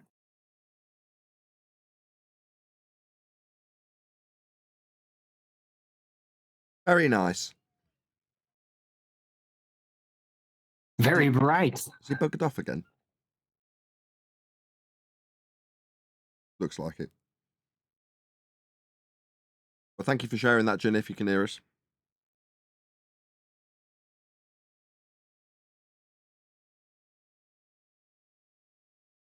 Yeah, 7:54 in the morning. 7:54 a.m. February of 2011. That will make a pretty good picture Literally for the 1 site. month. Yeah, that was taken by an iPhone 4, which I still have, still operating as well, that phone, iPhone 4. Okay, still works, still running. There you go. I had an iPhone 4. I thought it was Beautiful wicked. shot. You could stand it on its side. Mm. Like to take a picture. It had side edges that you could stand it up with. Yeah. I like the iPhone 4. That was my favourite. Yes, it was the best phone ever made as far as I'm concerned. My one's still working, you know. I've got the iPhone 6 Plus from 2014, and the only reason I got that one because the apps weren't working on the iPhone 4. They stopped supporting YouTube, Skype, so you're forced to buy a new phone. You see, still working the thing. That's what I've got. Original A battery, 6S. by the way. Exactly. My phone history is the same as yours by the sounds of things. And the 6S is garbage because they're slowly phasing out crap for it, and it's really difficult to repair. Absolutely, Nathan. Absolutely. You Anyway, know, and the Brits tend to keep things for a long time anyway. Well, the 4 you could take if you dropped it and smashed the back, which was glass, you could just buy it for £5 and slide it off and replace it.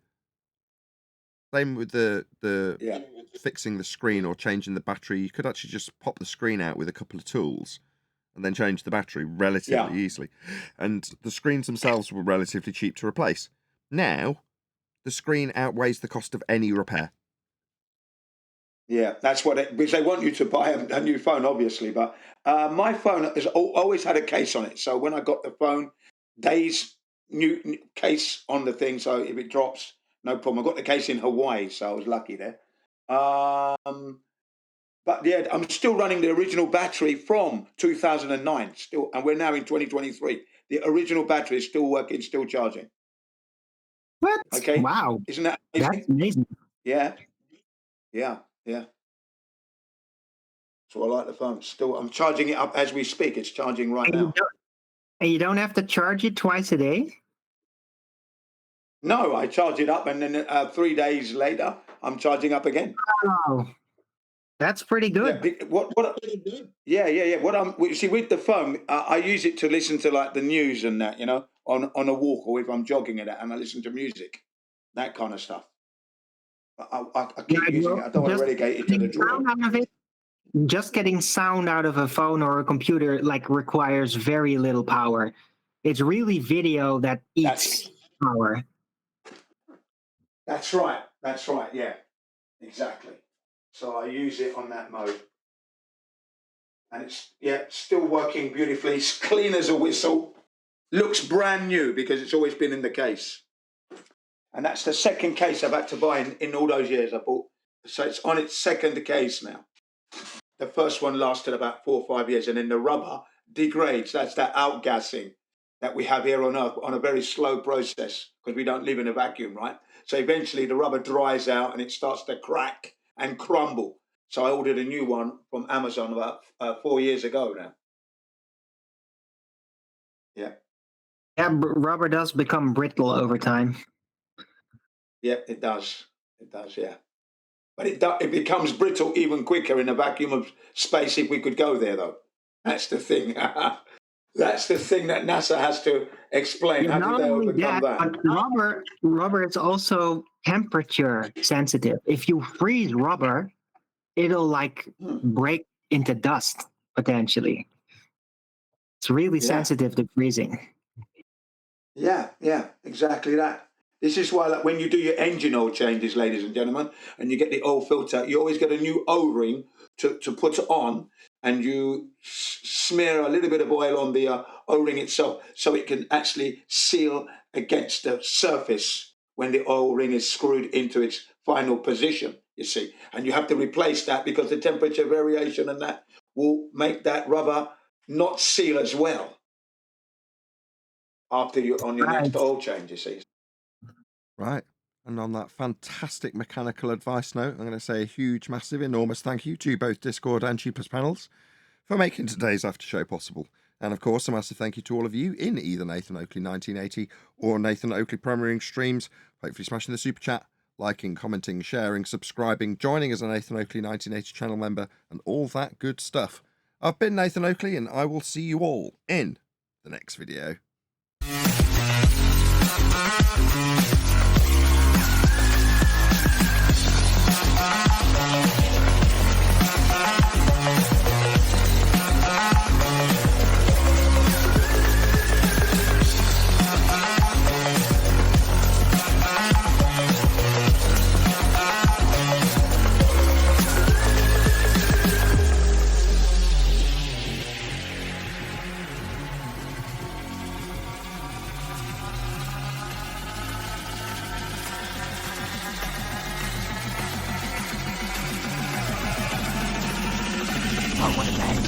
What a lovely day!